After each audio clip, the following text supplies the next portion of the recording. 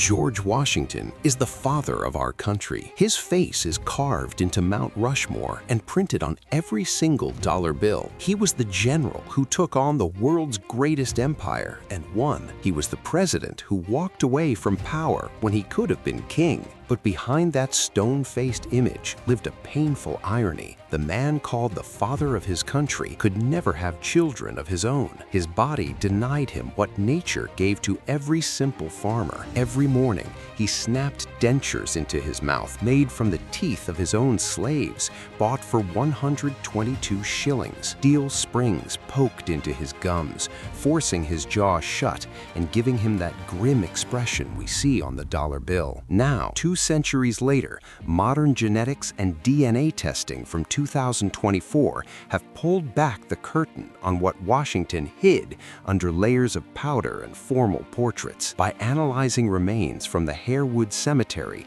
and tracking the chromosomes of his collateral descendants, we finally know why the biological line of America's most powerful man ended with him. Who was this man, really? A man whose temper made walls shake.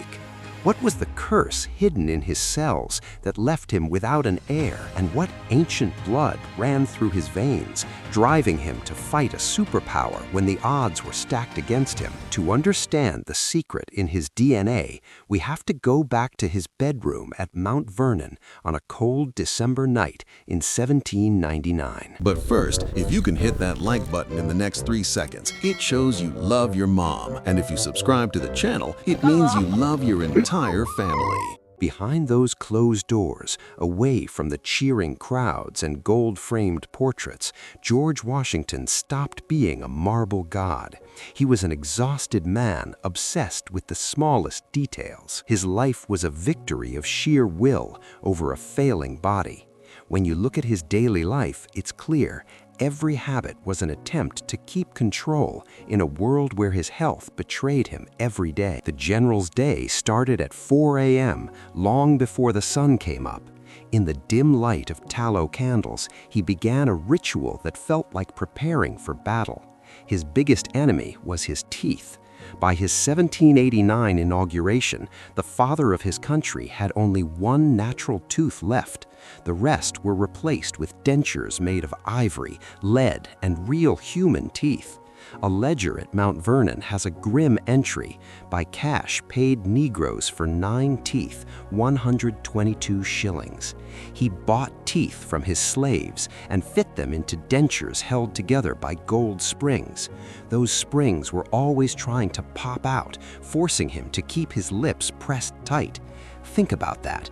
Every word he spoke took massive physical effort just to keep his jaw from springing open.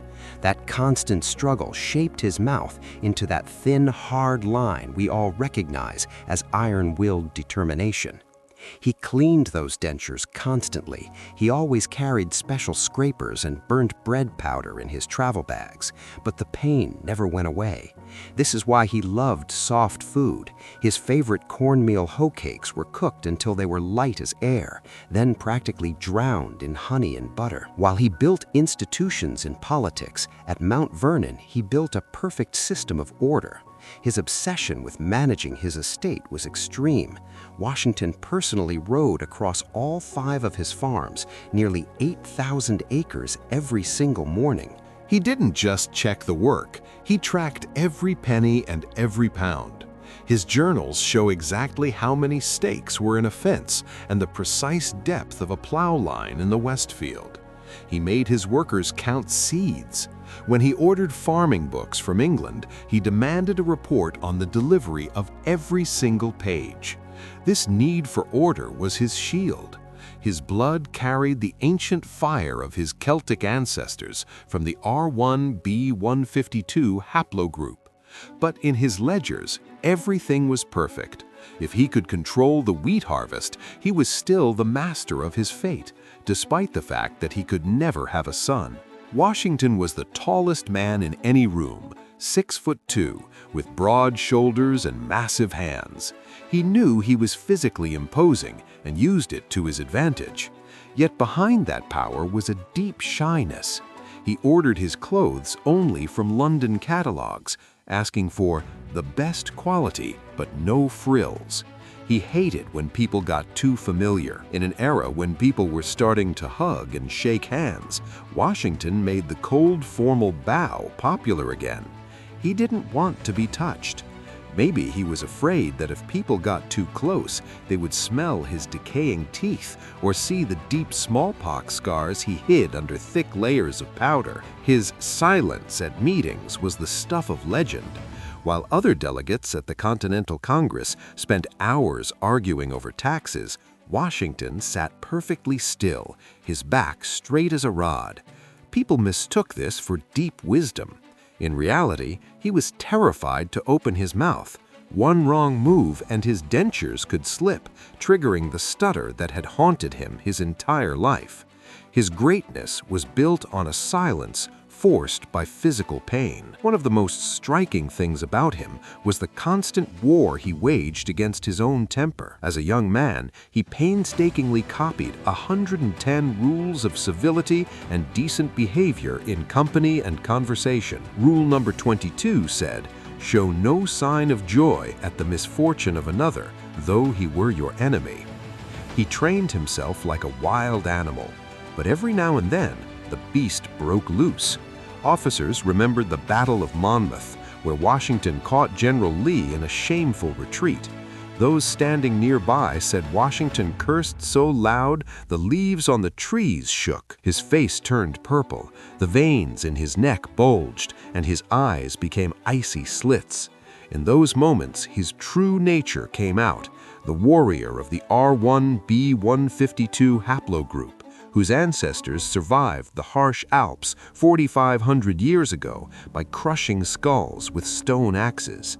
But as soon as the flash of anger passed, the mask went back on. He would return to his tent, pick up his pen, and with obsessive care, record exactly how much he'd spent on gunpowder. His marriage to Martha was his only refuge, but even that was poisoned by the knowledge that his biological line was a dead end. Martha was a wealthy widow with children, and Washington genuinely loved them. But every time he watched his stepchildren grow, he saw exactly what he would never have. The archives at Mount Vernon show his painful obsession with genealogy. He ordered research into his family tree back in England, trying to find a link to knights and lords. He was looking in the past for what he couldn't pass on to the future. Even his habit of buying lottery tickets felt like a desperate attempt to beat the odds. He spent hundreds of pounds on lotteries, hoping for a stroke of luck, as if, deep down, he knew he'd drawn a blank in life's ultimate biological lottery. His house was full of other men's children. His mouth was full of other men's teeth. His life was dedicated to building a future for other people's families. Once, while watching his great-nephews play in the garden, he wrote a line in his diary that was later almost entirely crossed out. "A man may raise a monument of stone, but only a son is a monument of flesh.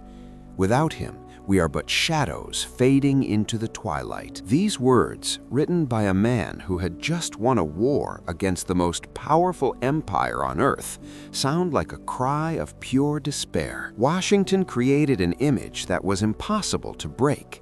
He became a living statue, a perfect machine. But this machine ran on the edge of its limits, fueled by opium tinctures and Portuguese Madeira. He turned his weaknesses into a myth and his infertility into a political weapon. Since the father of the nation could never start his own dynasty, he could never become a tyrant. But what if he had known that his infertility wasn't a curse from the gods, but the result of one fateful trip to Barbados? What if he'd known that the blood in his veins didn't belong to English aristocrats, but to wild mountain tribes from the Alps? To understand how these two things, his ancient blood and a Caribbean infection, collided to create the man on the dollar bill, we have to look inside his cells. we have to trace a microscopic tuberculosis bacteria that in 1751 began its slow destruction of young George's body. It forever closed the door to ordinary happiness, but opened the path to immortality. Behind Washington's greatness, behind every victory on the battlefield or in the halls of Congress, there was a shadow he couldn't escape. It was the conflict between his image as the new Adam, the creator of a whole new world, and his own inability to give life to a single heir. In the 18th century, when a man's success was measured by his bloodline, Washington's infertility wasn't just a personal tragedy. It was a target for spies, a subject of cruel gossip, and a deep, lifelong crisis. Philadelphia in the late 1870s was a shark tank of intrigue. While the Founding Fathers were writing the Constitution, people in taverns and private offices weren't just debating the law. They were whispering about the fitness of the man who was supposed to lead the nation. John Adams, a man with a sharp tongue and an even sharper ambition, didn't hold back in his private letters to Benjamin Rush. He often used double-edged words when talking about Washington. He called him a statue without a spark, and hinted that the general's coldness wasn't stoicism, it was a sign of some inner shortcoming. Adams, who took great pride in his many children, saw Washington's infertility as a mark of divine disapproval. In one biting letter, he wrote, "Nature gave him the height and the posture, but forgot to give him that vital energy that makes a man a part of history's future." For Washington's political enemies, his childlessness was a convenient weapon. In an era when the idea of a monarchy still lingered in American minds, rumors swirled that Washington was intentionally avoiding having children so he wouldn't be tempted to start a royal dynasty. But behind that noble myth was a much harsher reality. Thomas Jefferson, a keen observer and often a silent critic, wrote in his diary after a dinner at Mount Vernon, "There is order in the general's house, but there is no noise. It is a museum house where time has stopped. Nature has denied him what she gives so freely to the poorest farmer on his land." These weren't just observations, they were a verdict. In a world that didn't yet know about DNA, infertility was seen as either a woman's fault or a man's shame. Washington had to carry that shame while the entire nation watched. The main witness to this struggle was Martha Washington. Their 1759 marriage seemed like the perfect match, a wealthy widow and an ambitious colonel. Martha had already proven she could have children. She'd had 4 from her first marriage to Daniel Parke Custis. The facts were plain. Since there were no children in this new marriage, the issue was George. Martha never blamed her husband publicly. She was his faithful partner, staying with him in the Continental Army's winter camps, mending soldiers' uniforms and hosting ambassadors. But in her letters to her sister, Elizabeth, a deep sadness leaked out. In 1761, she wrote, "My dear George often stands by the window, staring out at the fields for a long time. I know what is on his mind. The Lord blessed me with motherhood before, but it seems he has decided that the cup of our union shall remain empty." By the 1770s, hope had vanished. Martha tried every 18th century remedy she could find, from strange herbal teas to healing springs in Virginia. Washington dutifully paid the apothecary bills, but every year his ledger entries grew colder.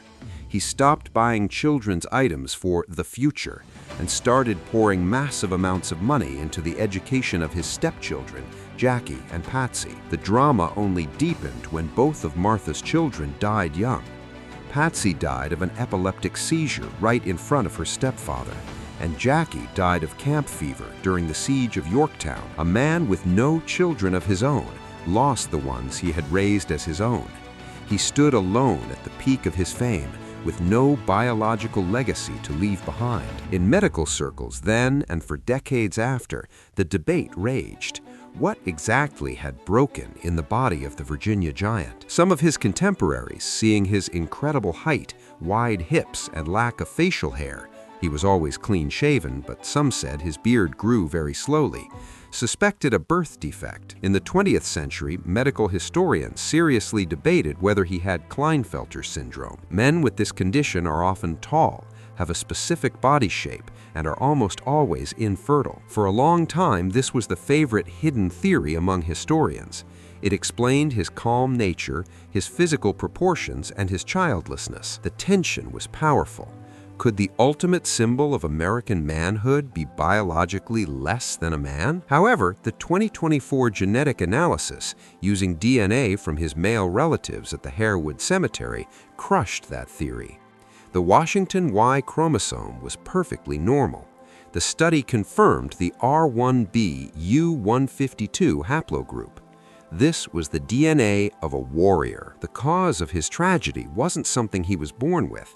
It was something he caught. The war with his own biology started in 1751. It was the only time George ever left North America. He traveled to Barbados with his half-brother, Lawrence, who was slowly dying of tuberculosis. George hoped the sea air and tropical sun would save his brother. He didn't know the trip would kill his own chance at fatherhood. In Barbados, 19-year-old George caught smallpox. He wrote briefly in his diary, was strongly attacked. He survived, though his face was scarred for life. But smallpox was just a distraction. By being in constant contact with his coughing, sick brother in cramped ship cabins and small rented rooms, George inhaled tuberculosis bacteria. Young George was strong with a powerful immune system, thanks to those alpine Celtic genes, so the TB didn't destroy his lungs right away. Instead, the infection went stealth, moving through his lymphatic system. It struck his most vulnerable spot, his reproductive organs. In the 18th century, doctors couldn't diagnose this. They called it inflammation or a stagnation of bad humors. For Washington, it meant weeks of agonizing pain, high fever, and swelling that he, as a gentleman, refused to discuss even with doctors. The infection literally burned away his ability to have children. The tissue was replaced by scars. Imagine the internal conflict of this young man. He returns to Virginia, full of ambition, wanting to build a family and an empire, only to the chance has already slipped away. The most powerful emotional explosion of this conflict is hidden on a yellowed piece of paper in the Mount Vernon archives. In 1784, right after the Revolutionary War ended, Washington wrote to an old friend. There's a section in that letter that the general later tried to cross out so violently the ink almost turned into a black hole. Modern technology has allowed us to read what was hidden. It said, "The world sees me as a winner and the father of liberty, but when I return to my room, I see only emptiness. I have built a house where no one will light the fire after I am gone. My name will stay on paper, but it will vanish from the blood. This is the price I pay for the Lord trusting me with the fate of millions while taking away the fate of one." This was his moment of truth. Washington realized his infertility wasn't just a medical fact, it was part of his historical purpose. If he'd had a son, America might never have become a republic. The temptation to pass power to an heir was too strong for men in those days. His biological tragedy became the guarantee of American freedom. The conflict reaches its peak in a scientific contradiction. His haplogroup, R1b-U152, is the marker of men who physically dominated Europe for thousands of years. These are the genes of the alpha males of the Bronze Age, men who spread their DNA at an incredible rate. Washington had every physical trait of this genetic group: incredible strength, endurance, and that volcanic anger he worked so hard to keep under wraps. His entire life was an attempt to make up for his biological failure. He became the father of the nation because he couldn't be the father of a child. He poured all that unused paternal energy into building the institutions of our government. His obsession with rules, his strict etiquette, and his focus on every tiny detail of the army, it was all a way to channel that loss. Every soldier was his son. Every new mile of American soil was his legacy. But how do we know this for sure? Washington never allowed doctors to perform a detailed exam, let alone an autopsy that would have revealed the truth. The secret was buried with him in 1799 under a marble slab. However, in March 2024, science did what was impossible for 2 centuries. Geneticists didn't disturb the rest of the general. Instead, they went to the abandoned Harewood Cemetery, where the same blood lay beneath the weeds and the dust of time. The biggest problem for any genetic researcher is Mount Vernon itself. The first president's tomb is a national shrine. No one is ever going to open the casket of the man who is America just to take a bone sample. It seemed like his genetic code would stay a mystery forever, but genetics has a loophole. The Y chromosome. It's passed from father to son almost perfectly, like a family crest stamped into every cell. To crack George's code, you don't need George. You just need his direct male relatives who shared the same father. In March 2024, a team of forensic anthropologists and experts in ancient DNA headed to that forgotten cemetery in West Virginia. There, among the leaning headstones covered in wild ivy, lay the remains of Samuel Washington, George's younger brother, and his descendants. The exhumation looked like a surgery. Archaeologists wore full protective suits to make sure they didn't contaminate the ancient samples with modern DNA. When they pulled fragments of jaw and teeth from the president's great-nephews, Corbin and George Steptoe Washington, they knew they had the golden key. The remains had been in the ground for nearly 150 years. Soil acid, moisture, and bacteria had turned most of the DNA into molecular junk. But inside the tooth enamel and the thick parts of the skull, tiny pieces of the original text survived. In the lab, the bone fragments were ground into a fine dust. Using chemicals, scientists dissolved the bone to release the precious DNA strands. It was like trying to rebuild a library from the scraps of burned books. Each piece was short, only 30 or 40 letters long. Using a method called shotgun sequencing, supercomputers began to piece these millions of fragments together. In the quiet of the server rooms, a miracle happened. The Washington family Y chromosome began to appear, like a hidden image on old film. When the algorithms finished, the scientists saw a pattern of mutations on their screens that left no doubt. This wasn't a typical Anglo-Saxon code. This was a code that led straight to the heart of Europe. The history books say the Washingtons were classic English gentlemen from Northamptonshire. Their ancestors owned Sulgrave Manor and were loyal subjects of the crown. Geneticists expected to see the R1b L21 haplogroup, which is common in the British Isles. Instead, the results showed something else. R1b U152, also known as S28. This genetic marker is the calling card of Italo-Celtic tribes. Its epicenter is in the Alps. This is the DNA of people who dominated Switzerland, northern Italy, and southern Germany 4,500 years ago during the Bronze Age. This was the Latin culture, the cradle of Celtic civilization. What does this mean for the image of Washington? It means his veins held the blood of people who fought Roman legions and had an incredible ability to survive extreme cold and scarce resources. His ancestors weren't native Britons, they were conquerors and migrants. Most likely, they reached England either with Roman auxiliary troops or during later Celtic migrations. They brought more than just swords to England. They brought a biological toughness forged in the mountains. Now that scientists have his full genetic profile, many mysteries of Washington's life finally make sense. The R1b U152 haplogroup often goes hand in hand with a certain body type, a massive frame and high muscle density. Washington didn't just happen to be tall. He had a power written into his genes.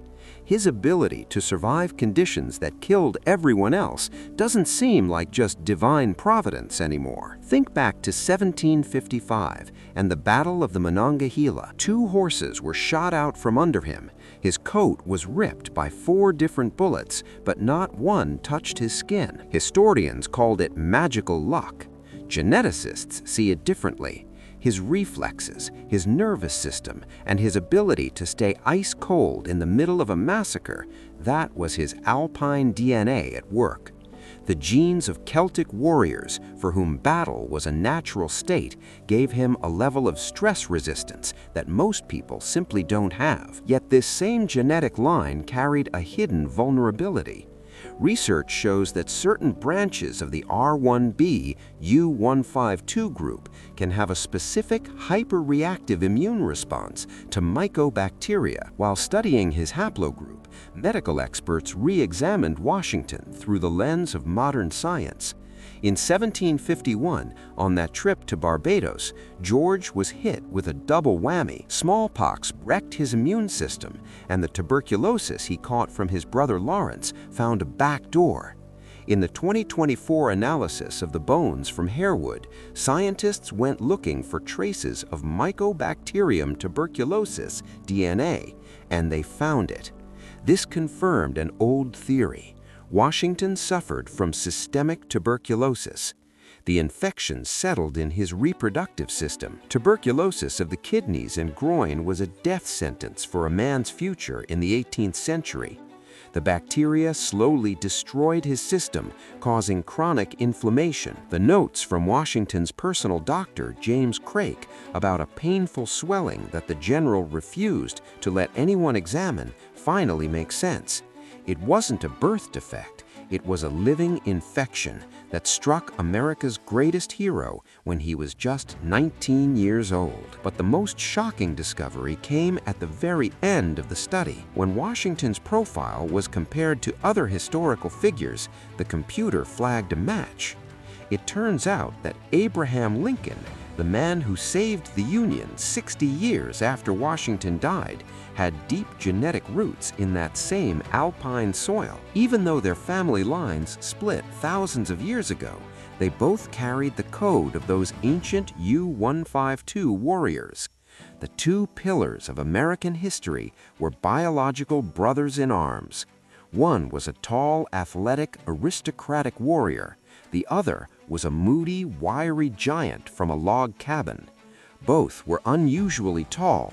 Both had a will of steel, and both were ready to sacrifice everything for an idea. It's not just a coincidence, it's the work of the same genetic engine that kicks into gear during history's most desperate moments. The March 2024 study didn't stop with the dead. Geneticists analyzed the DNA of over 5,000 modern Americans with the last name Washington or who claimed to be related. They found people living in trailer parks in Ohio, working in New York banks, and farming in Iowa. Many of them carried that same R1b152 haplogroup. When they were told their blood was identical to the first president's, the reaction was always the same: total shock. One mechanic from Virginia said, "I always felt this anger inside and this strange need to keep everything in order. Now I know it's not just me. It's the Alps in me." The 2024 genetic reveal did what Washington's enemies couldn't do during his lifetime. It stripped away the mask of the English lord and showed the ancient Celtic warrior whose body was broken by disease. We know for sure now, Washington could not have children. We know his male line is the result of a 4,500-year journey from the snowy peaks of Europe to the forests of Virginia. But this knowledge leaves us with an even deeper question. If his immortality isn't in his blood, if his genes died with him in that cold bedroom, what exactly did he leave us? What if father of his country isn't just a metaphor, but the greatest example in history of an idea completely defeating biology? Now that we have his code, we can look at the events of 1799 in a new light. On that fatal December night, Washington rode his horse through freezing rain and snow for 5 hours. His clothes were soaked through, but being the man of habit he was, he sat down for dinner without changing. By the next morning, his throat had swollen shut. He was suffocating. The doctors, following the brutal medical practices of the time, drained nearly 5 pints of his blood, more than half the blood in a grown man's body. Any other 67-year-old would have died of shock after the first bowl. But Washington held on for 21 hours. It wasn't a miracle, it was his alpine engine. His heart and lungs, toughened by ancestors who lived through high altitudes and extreme physical stress, fought until the very last beat. The blood the doctors were pouring away carried the same code of resilience as the warriors who survived the Gallic Wars. His body was a perfect survival machine, and that's what makes his infertility even more tragic.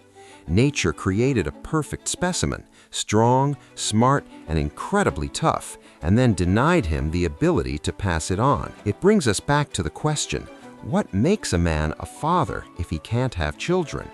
Washington found the answer by building a country. He took that fatherly instinct and poured it into the nation. His infertility became a political superpower. In the late 1700s, the world still thought in terms of kings. If a leader was successful, he wanted to give his power to his son, but Washington had no son. This created a unique moment in history. He had no one to build a throne for.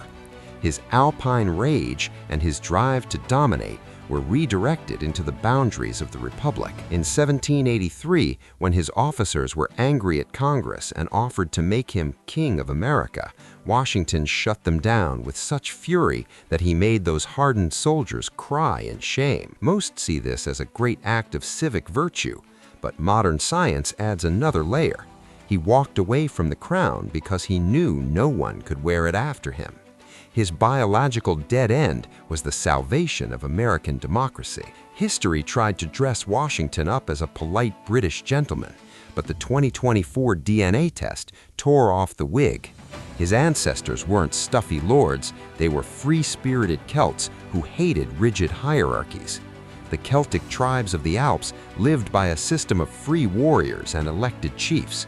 That genetic memory was sleeping in him for centuries until it woke up in Virginia. When Washington stepped down after 2 terms, he did something King George III called the most incredible thing of the century. Biologically, he was acting like an alpine chief. He protected the tribe, finished the job, and walked away. His legacy isn't a name in a family tree, it's the Constitution, which works like the genetic code of a society, passing on survival information without needing a drop of blood. Today, when millions of Americans call themselves children of liberty, they are the biological carriers of the ideas of a man who couldn't conceive a single child. His obsession with order, those ledgers where he tracked every single cent, was his way of proving he existed. If he couldn't see himself in a son's eyes, he would see himself in the perfect accuracy of his books and the solid borders of his country. When we look at Mount Rushmore today, we aren't just looking at the first president. We are looking at a man who defeated his own DNA. His alpine ancestors survived the mountains, so he could survive the fire of revolution and the cold of personal loneliness. George Washington died on December 14, 1799. His last words were, "'Tis well." Did he feel that his mission to cheat death was finally complete? Have you ever taken a DNA test to see whose blood is actually in your veins? Do you know where your people really came from? Your chromosomes are the most accurate record on the planet. There's no room for politics or family myths there. Unlike history books, which can be rewritten, DNA keeps the truth in every cell. Today, a simple cheek swab can wipe away centuries of tall tales. George Washington spent his life thinking he was an English gentleman, but his genes told a story of an alpine warrior. Genetics opens a door to a world where you aren't just a name, you are the heir to a massive ancient migration. Your legacy is more than a portrait on a wall. It's a living history forged in battles and survival. Washington couldn't pass his blood to his children, but he passed his grit to an entire nation. What story does your blood tell? If you want the truth about your roots, subscribe to the channel. In the next episode, we'll dive into the story of the most photographed woman of the 20th century, whose life inside the royal family was a total genetic trap. John Adams, the second president of the United States, the architect of American independence, and the man whose voice rang out loudest in the Continental Congress on July 4, 1776.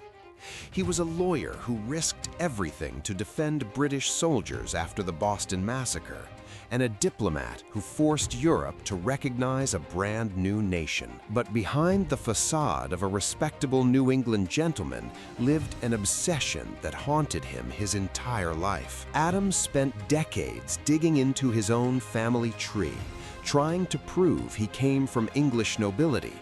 He filled diary pages with the names of ancestors, drew up family trees, and sent letters to archives in England. He was desperate for proof that his roots reached deep into the soil of Devon and Somerset, the land of respectable English yeomen. This obsession bordered on paranoia. Fast forward nearly 200 years, geneticists took DNA samples from Adams' living male descendants and analyzed the Y chromosome, the genetic fingerprint passed down from father to son, unchanged for thousands of years. The results forced historians to rethink everything they knew about the man who signed the Declaration of Independence. John Adams' genetic code turned out to be the code of the very people he was so desperately trying to distance himself from. What had his family actually been hiding for generations? Was he who he claimed to be? And more importantly, did he know the truth about his own origins? To understand the secret hidden in the DNA of America's second president, we have to go back to his stone house in Quincy, Massachusetts. But first, if you can hit that like button in the next 3 seconds, it shows you love your mom. And if you subscribe to the channel, it means you love your entire family. It's a cold morning in 1801. 65-year-old Adams, having just lost the election, sits in his study, once again rewriting the history of his lineage. Inside that old house in Quincy, the air was so thick you could cut it with a knife. It was a mix of smells that followed John Adams through his long, prickly life. The scent of damp sheep's wool from heavy curtains kept drawn to protect his old books from the sun, and the sharp tang of iron gall ink, a smell that always reminded him of the Boston courtrooms where he once decided people's fates. But above all else was the salty, piercing wind blowing in from the window frames from Massachusetts Bay. That wind brought the smell of rotting seaweed and hope. On his massive oak desk, buried under piles of paper, sat his chipped mug. Inside was cloudy, hard cider. Adams had a mug every morning starting at 5 o'clock, a habit he kept for 40 years. He trusted it more than any doctor's advice, calling it his elixir of cheerfulness and a clear mind. The only sound in the room was the steady, almost mocking scratch of his pen. Adams' fingers, knotty and covered in age spots, shook noticeably. This tremor was his personal curse, and it had started a few years back. Every time the pen slipped, leaving an ugly blotch on the clean parchment, John would let out a low growl like an old dog. A grandfather clock ticked in the corner, counting down the seconds while seagulls cried outside. Their voices blended with the crashing waves, a reminder that nature doesn't care about the struggles of a man who helped build a nation. The man who argued with kings and helped birth the Declaration of Independence was a walking contradiction. Adams was obsessed with his own nobility, but he saw that nobility in his own, almost painful way. Every spare minute not taken up by politics or letters was spent feverishly searching through family records. He looked for any tiny clue that would link the Adams name to the English gentry, those who had owned land by birthright since the time of the Tudors. His diary, which he kept since 1755, became a monument to his ego and his fears. 50 years of non-stop writing, He wrote so much that the middle finger on his right hand was permanently warped from the pressure of the pen. In his old age, his handwriting, once perfectly clear, turned into an unreadable code. Ink Celtic knots that only he could decipher. At the same time, Adams worked hard to look like a good old Roman. He hated the luxury of the European courts where he served as a diplomat. In Versailles, he felt like a bear in a china shop. He made a point of eating simple boiled cod and baked pumpkin, ignoring fancy French sauces. He couldn't stand powdered wigs, seeing them as a sign of moral decay, and often went out showing his own thinning hair. Yet inside this simple farmer lived a hidden monarchist. This was the same Adams who could spend all day building a stone wall on his farm in Quincy, getting his hands dirty with mud and manure, only to sit down that evening and write a paper arguing that the President of the United States should be called His Highness, the Protector of their liberties. When Congress laughed and rejected the idea, Adams took it as a personal insult that stung for decades. He wanted a republic, but one with the soul of an empire. Boston in March of 1770 didn't look like the birthplace of democracy. It looked like a powder keg that had just been lit. The air in the narrow cobblestone streets smelled like the cold sea, rotting fish, and a new terrifying scent, the sharp, acrid smell of burnt black powder. The snow on King Street, mixed with mud and the blood of 5 killed citizens, had frozen into dark red crusts. Inside his house on Brattle Street, John Adams felt that hatred in his bones. It seeped through the cracks in the doors. It vibrated in the roar of the crowd coming from the docks. His study was cold. He was saving firewood, but the fire in the hearth gave off just enough light to see Abigail's pale face. She sat in her chair, hands over her stomach, pregnant with their 4th child. The older children, Nabby and John Quincy, were asleep upstairs, not yet knowing that their father's world had just split in 2. On the desk in front of Adams lay a request for defense. Not a single lawyer in Boston, not one loyalist, not one patriot, dared to touch this case. To defend Captain Thomas Preston and his 8 redcoats who had fired into an unarmed crowd, that wasn't just professional suicide, it was a death sentence for his reputation, his family's safety, and his entire future. That night in Adams' study, a drama unfolded that shaped the fate of America more than any battle. Abigail, his dearest friend and the only person whose opinion he valued more than his own, begged him to walk away. She knew Boston. She knew the Sons of Liberty, radicals who didn't think twice about using tar and feathers on anyone they called a traitor. "John, they'll call you a Judas," she whispered, watching him pace the room with his hands behind his back. "They'll burn our house down. Who are you thinking about, justice or your own stubbornness?" Adams stopped.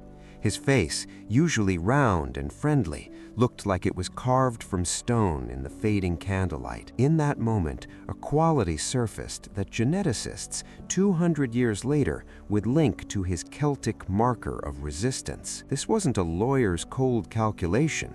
It was an irrational, almost biological refusal to cave to the crowd. If we hang men without a fair trial just because a mob wants blood, how are we better than the tyrants our ancestors ran from? His voice, usually quiet because of his missing teeth, suddenly found the power that would later shake Congress. A council or a court, Abigail? Are we building a nation of laws or a nation of gallows? That same night, the sound of shattering glass tore through the silence of the house.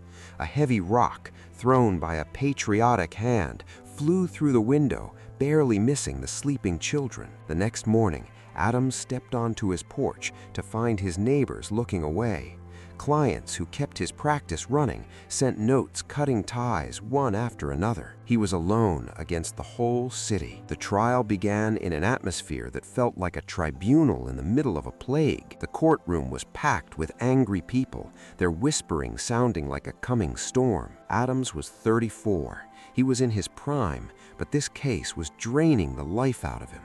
He looked haggard, his forehead soaked in sweat, and his hands shook from exhaustion and lack of sleep. The prosecution played on emotions. They called witnesses who swore the soldiers fired for the fun of it, that it was a planned slaughter. The crowd cheered every word against the redcoats. But when it was Adams' turn, something incredible happened. He didn't beg for mercy or talk about politics. He did what his people did best. He gripped onto reality like a Celtic farmer gripping his patch of land. He began to methodically pick the testimony apart, piece by piece. He proved the mob was armed with clubs and ice, that the soldiers were terrified and cornered, and that Captain Preston never gave the order to fire. Then he said the words that would live forever in history books and law schools. Facts are stubborn things, and whatever may be our wishes, our inclinations, or the dictates of our passion, they cannot alter the state of facts and evidence. At that moment, the courtroom went dead silent. It was the win of reason over rage. Adams, risking everything, his children's lives, his home, his career, forced the jury to see the truth through the fog of hate. 6 soldiers were found not guilty. 2 received the lightest punishment for manslaughter. They were branded on the thumb, which back then was basically a pardon. This story is often told as a classic example of American justice, but DNA analysis gives us a different, deeper look. Why was it Adams? Why not Jefferson with his high-flown ideals, or Washington with his noble calm? Because the R1B L21 code was pulsing in Adams's veins. The code of the outsiders who were used to standing up for their truth when the rest of the world says no. For the Anglo-Saxon or Norman mind, it's about keeping the structure, the hierarchy, and the social peace. No, for a person with that Celtic marker, the truth matters more than fitting in. Defending those soldiers in 1770 wasn't a political move, it was a biological must. Adams simply couldn't do anything else. For centuries, his ancestors had defended their rocky shores against huge odds. They learned to survive alone and not trust the crowd. The same Celtic stubbornness that made Henry Adams hide his past in 1638 now forced his great-grandson to defend his enemies to save the principle of truth. He lost half his income and was called a traitor on every street corner, but he earned something bigger. A reputation as a man who doesn't bend. That quality is exactly why the delegates in Congress would later trust him to write the most important documents of the Revolution. They knew if Adams stands for something, he won't back down, even if the sky falls. But at the same time, his body was a mirror of his inner struggle. Chronic insomnia turned his nights into endless talks with the ghosts of his past. He suffered from black bile, deep bouts of depression where the whole world looked like a gutter. By 50, he had lost almost all his teeth, turning his once powerful voice into a hissing, whistling whisper. He knew he looked ridiculous sweating on the podium, and that vulnerability made him even sharper and more aggressive in arguments. June 1775 in Philadelphia was brutal. The air in the Continental Hall was so thick with humidity and the smell of unwashed bodies that you could almost feel it. Ventilation was a luxury the rebels didn't have. They kept the windows shut so curious locals and British spies couldn't hear the debates that would decide the fate of the 13 colonies. It smelled like rancid hair oil, cheap tobacco, and sour wine. John Adams sat on a hard wooden chair, feeling his wool coat stick to his back. His eyes, red from hours of reading by candlelight, kept drifting to the man standing at the far end of the hall, George Washington. He always chose a spot by the window where the light hit his perfect posture and his blue Virginia militia uniform. Washington almost never said a word, but his silence was louder than any of Adams's speeches. He stood a head taller than everyone else, an athlete, a horseman, a man who looked like he was cast in bronze. While Adams waved his arms, spit flew during his heated points, and he wiped sweat from his balding head. Washington just was. He was the picture of that calm, inherited dignity Adams had searched for so desperately in his imaginary Devonshire ancestors. Adams was a brilliant strategist. He knew that if the revolution stayed just a fight for loudmouths from Massachusetts, it would fail. To turn a local riot into a national war, he had to get Virginia, the richest and most powerful colony in the South, into the game. And the key to that was Washington. When John stood up to nominate George as commander-in-chief, he knew he was making a political sacrifice. He saw Washington, hearing his name, walk out of the room with a humble look so he wouldn't make the delegates uncomfortable. Adams spoke for a long time, and he was convincing. He wasn't just selling his colleagues a soldier, he was selling them a symbol. But the moment Washington came back and accepted the job with a kingly, almost holy dignity, Adams felt a cold sting. He saw the looks on every delegate's face, even his best friends, instantly shift to this tall Virginian. Adams, the true architect of this moment, suddenly felt like a stagehand who had just finished building a pedestal for a god and now had to step into the shadows so he wouldn't get in the way of the worship. That evening, torn between pride and bitterness, he wrote to Abigail, "I have done it. I have nominated the man who will unite us. But, my dear, I feel that today I created an icon that will overshadow me forever. I am the voice of this Congress, but he is its face, and I fear history will only remember the face." Let's fast forward 22 years. March 4th, 1797, Philadelphia, Independence Hall. John Adams stands at the podium. He is officially becoming the second president of the United States. This should be the high point of his life, the moment his hard work is finally recognized. But the atmosphere in the room felt more like a funeral than a celebration. Standing next to him was Washington, no longer in a military uniform, but in a plain black civilian suit. He was leaving voluntarily, a move never before seen in history. And this last act was once again stealing the show from Adams. John looked at the crowd and saw tears in the eyes of tough politicians. They weren't cheering for Adams, they were mourning the departure of the father of the country. Adams felt like a supporting actor called onto the stage just as the audience started to leave, still buzzing about the lead's performance. His inaugural speech, full of deep meaning and legal precision, was drowned out by the sounds of sniffing and quiet sobbing for Washington. When he got back to his room that night, Adams opened his diary. His pen scratched against the paper with a particular anger. "It is over. I am president." But I saw their faces. They looked at him like the setting sun, and at me like a dim moon that only reflects his light. I have the throne, but the crown stays on a ghost's head. I will lead a country that is dreaming of someone else. Why did Adams take Washington's greatness so hard? The answer isn't just political jealousy. It's about that same genetic conflict that tore at him his whole life. George Washington was the image of the English ideal.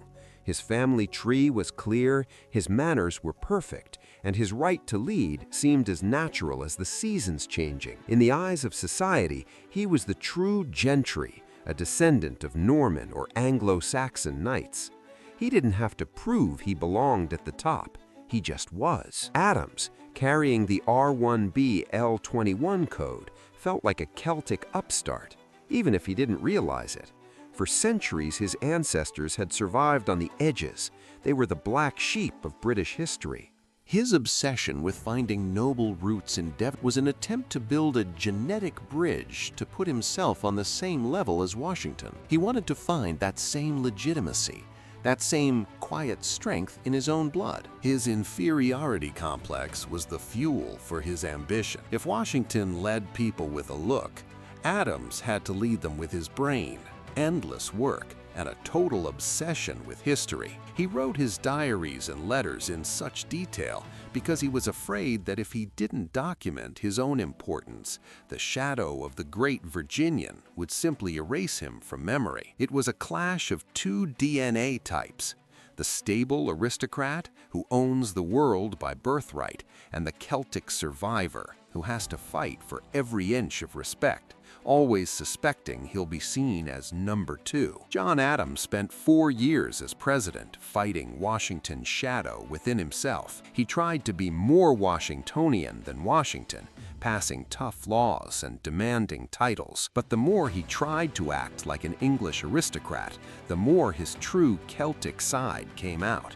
Stubborn, emotional, and unwilling to compromise with reality. While John Adams was laying the foundation for the American government, the political scene in Philadelphia became a torture chamber for him. The press didn't just criticize him, they systematically tore him down. At the request of his former friend and now bitter enemy, Thomas Jefferson, journalist James Callender called Adams a hideous hermaphrodite, a creature lacking both and political will. In taverns and parlors, people whispered that the president was a secret fan of the British crown, that he traveled to Europe too much and spent too much time with nobles. They claimed he had already arranged a marriage between his son, John Quincy, and the daughter of George III to turn America back into a colony. Every word hit Adams like a hot needle. He didn't know how to brush off criticism. He kept a special folder where he carefully saved the nastiest articles about himself, rereading them at night as if trying to harden his anger. While John Adams spent 10 years navigating the mirrored halls of Versailles and the foggy canals of Amsterdam trying to get loans for the young republic, the real center of his world was in Quincy. While John breathed in the scent of expensive wigs and powder, Abigail Adams breathed in the smell of damp earth, fresh hay, and unwashed sheep's wool. Her world wasn't made of diplomatic bows.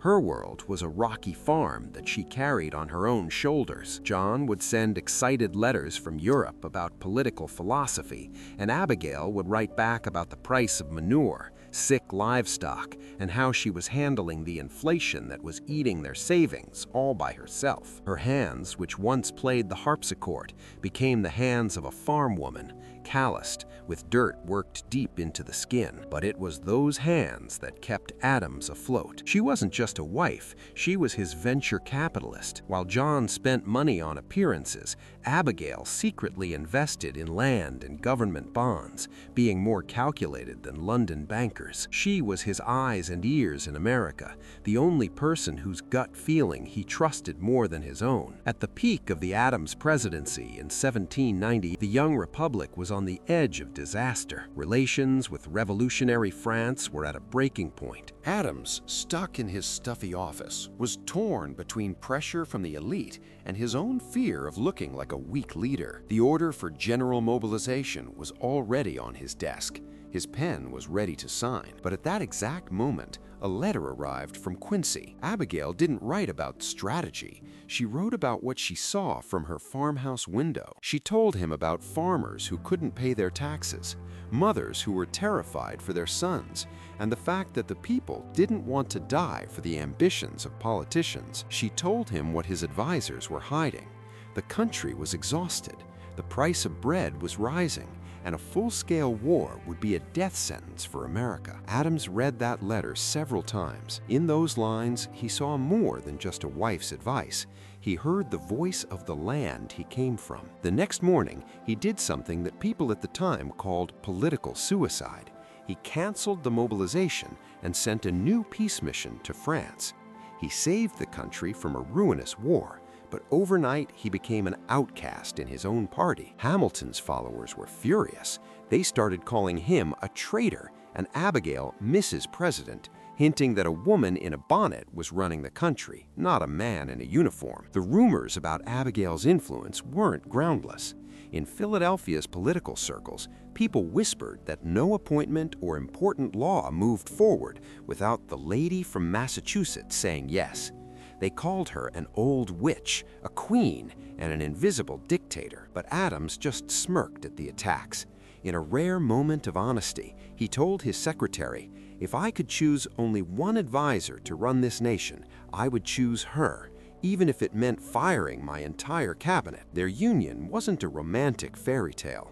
It was a strategic partnership between two Atlantic Celts. Their shared success wasn't the result of good breeding. It was a product of biological endurance. They were both hardwired for long-term survival in a world with few resources and too many enemies. That's why Adams could stand his ground against Hamilton, against Jefferson, and against the entire British Empire.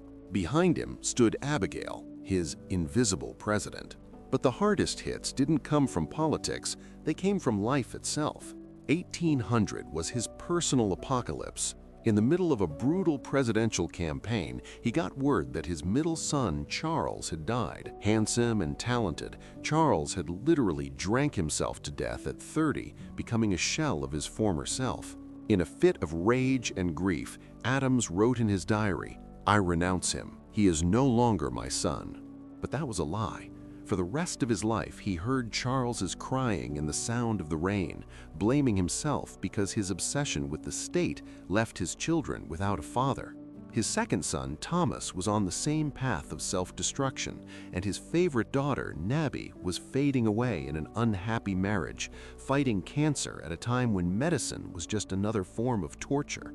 At the core of how John Adams saw himself was a single legend, the story of Henry Adams. According to family lore, this tough, righteous man arrived in Massachusetts Bay in 1638 from the heart of England, Devonshire. For John, this wasn't just family history, it was his political. He believed he carried ancient free English blood, the blood of yeomen who didn't bow to tyrants but lived by the law. Adams spent huge amounts of money, the little he had left, hiring professional researchers in England. He demanded they find Henry Adams' baptism records, find the estate, find a coat of arms. He wanted to prove to everyone, and mostly to himself, that he wasn't some upstart from the American backwoods, but the rightful heir to a great tradition. But the archives were silent. In the Devonshire church records for those years, there was no mention of a Henry Adams who fit the family seemed to appear out of nowhere, materialized on a ship in the middle of the Atlantic. No marriage records, no property deeds, nothing. A cold, echoing emptiness that haunted John Adams in his sleep. He filled that void with thousands of pages of writing, as if trying to build a fortress of paper where there was no foundation. John Adams left behind over 60,000 pages of writing, a massive amount of data about his thoughts, fears, and political moves. He documented every breath of his century. But the irony of history is that the most important, most private information about him wasn't written in ink on paper. It was written with 4 chemical bases inside every cell of his body. For centuries, historians couldn't solve the mystery of the Devonshire silence, but the truth didn't need paper.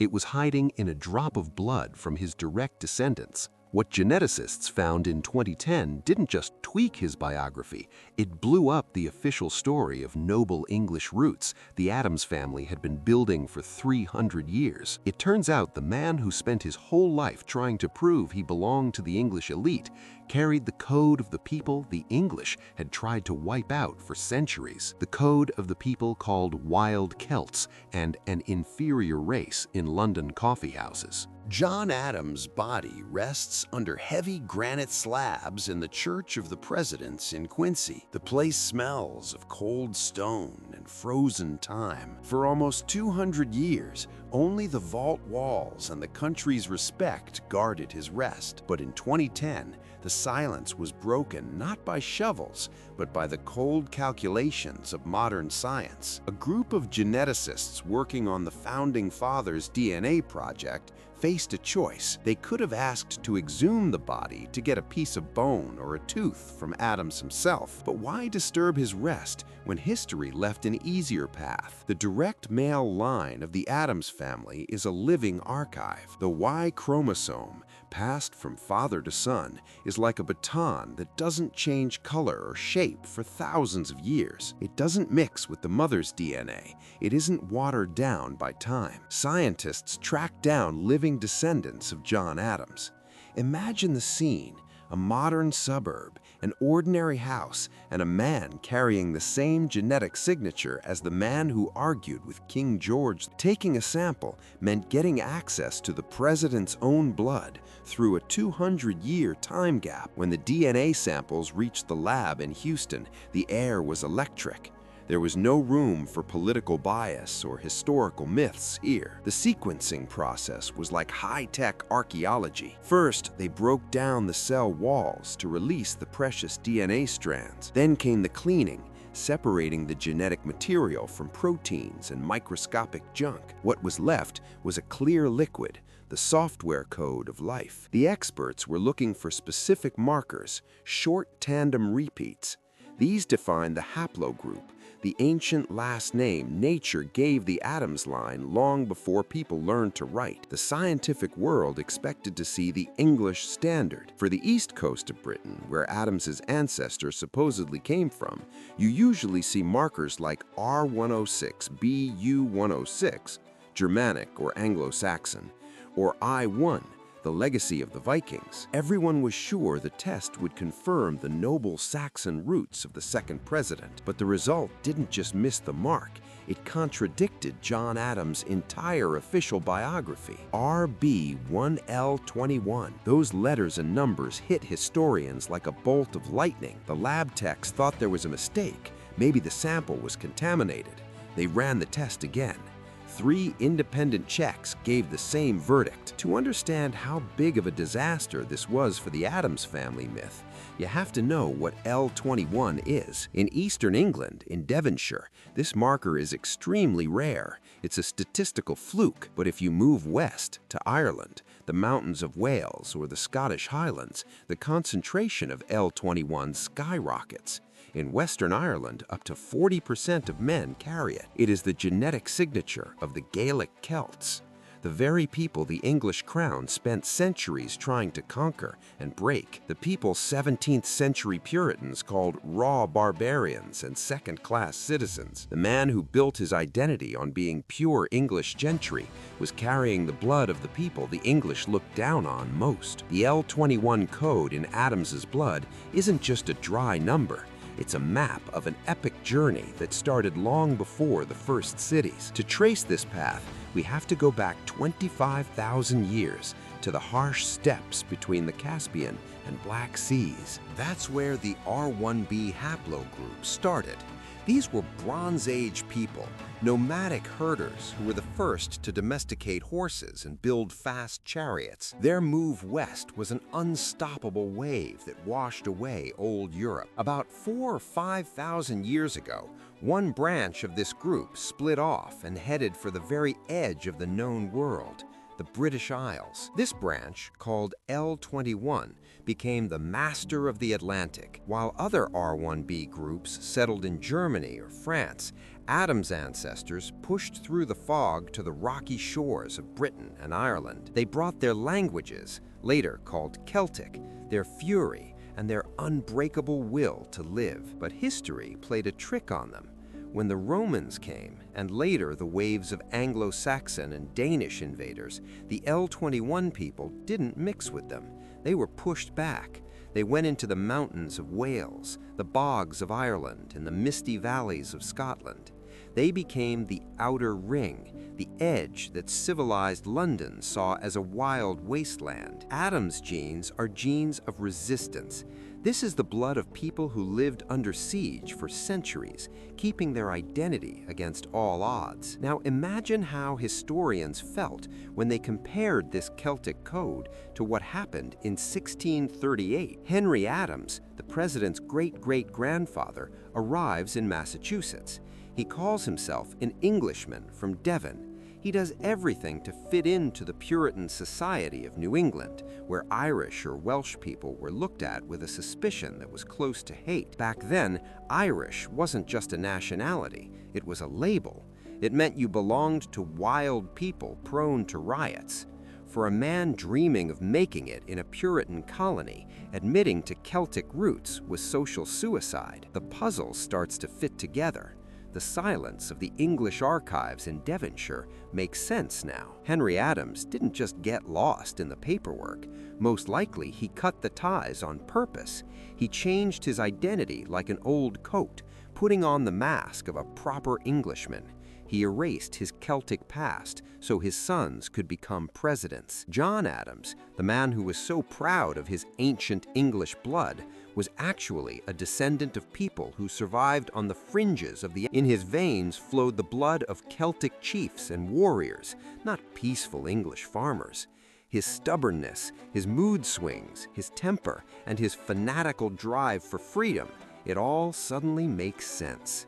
It was the voice of ancestors he tried to silence, but who ultimately made him great. When the results were finally confirmed, it was clear the entire Addams family tree was a massive, carefully built fake created out of fear of discrimination. But this discovery led to an even creepier question. If Henry Addams hid his past so carefully in 1638, does that mean the whole history of the American elite is built on this kind of genetic camouflage? And the most intriguing part, what if John Addams subconsciously knew the R1b L21 haplogroup found in John Addams' genetic code isn't just some dry statistic? It's a biological record of a people who spent 3,000 years mastering the art of survival at the very edge of the world. When geneticists saw this marker, they didn't see an English gentleman. They saw the archetype of the Atlantic man. The Celts of the Western Atlantic were people whose character was forged where nature itself tried to kill them. They were farmers digging into the rocky, barren soil of Ireland and Wales. They were sailors heading out into the stormy Atlantic in tiny boats, knowing the ocean doesn't forgive mistakes. For centuries, people tried to wipe them out. First, the Roman legions, then the Anglo-Saxons and Danish invaders. But the L21 people didn't give up. They didn't disappear into their conquerors. They adapted, lay low, and waited for their time. Looking at John Addams' political career through the lens of L21, we don't just see a stubborn American. We see the awakening of that ancient Celtic fury. That almost irrational iron will he showed in the Continental Congress makes sense now. Think of 1776. Philadelphia is melting in the heat. Delegates are terrified of the British Navy, and half the room is whispering about making a deal and asking for mercy. And in the middle of that whispering, Adams's voice rises, sharp, not fancy, but as hard as granite. They called him the Atlas of Independence. That wasn't a politician's act. It was the voice of survivor ancestors who knew that when an empire pins you against a rock, you only have one choice: stand your ground. His stubborn principles in the 1770 Boston Massacre case are another prime example of this genetic legacy, defending British soldiers who shot civilians in a city hungry for blood. That was political suicide. Any sensible English gentleman worried about his reputation would have walked away, but Addams stood his ground against everyone. In that moment, the Celtic protector of the community woke up inside him, the man for whom law and truth stand far above the opinion of the mob. He risked becoming a total outcast, and people threw rocks at his house, but he didn't back down an inch. His legendary work ethic, the ability to spend 12 to 14 hours a day in exhausting negotiations with arrogant European monarchs, facing humiliating rejections in Versailles or The Hague, and returning the next morning with that same icy calm, wasn't just upbringing. It was the biological rhythm of a people used to a long siege. He didn't expect easy wins. He knew the soil was rocky and the sea was stormy, and the only way to survive was to keep rowing. Even his famous, almost obsessive diary keeping takes on a new, deep meaning now. 60,000 pages of text. Why? Psychologists might call it narcissism. Historians was worried about his legacy. But genetics offers a different answer. John Addams was creating a written history of his lineage in real time because his oral, ancestral memory had been forcibly erased. His family arrived in New England as people without a past, without church records or roots. A deep subconscious feeling of this void behind him forced him to record every step and every thought. He was building a paper castle for his identity, never realizing that the true foundation of that castle wasn't in England, but in the misty Celtic lands he was afraid to even think about. So did John Addams know the truth about where he came from? Did he ever look into the abyss that separated him from noble Devonshire? Most likely, not consciously, but he couldn't help cold draft coming from the past. That void in the English archives he tried so hard to fill by hiring researchers wasn't an accident. It was the trail of a deliberate act of genetic desertion. To understand why this happened, we have to go back to 1638. Henry Adams, the president's great-great-grandfather, steps ashore in Massachusetts. Around him is harsh Puritan New England. At that time in Britain and its colonies, being Irish or Welsh meant carrying a stigma. Catholic Celts were seen by the English establishment as no better than savages. There were laws that allowed the Irish to be sold into permanent service, basically slavery, right alongside people from Africa. They were forbidden from owning land, holding public office, or even speaking their native language. Henry Adams, carrying the L21 haplogroup, understood if he brought the truth about his origins with him, his children would stay at the bottom of society forever. So he did the boldest thing of his life. He erased himself. He invented the legend of Devonshire, of sturdy English yeomen and Protestant piety. That lie was an act of ultimate love for his descendants. It worked perfectly for 200 years. It allowed John Adams to graduate from Harvard, become a lawyer, and eventually become president. If anyone in 1796 had proven that dirty Irish Papist blood flowed in Adams's veins, his political career would have ended before it started.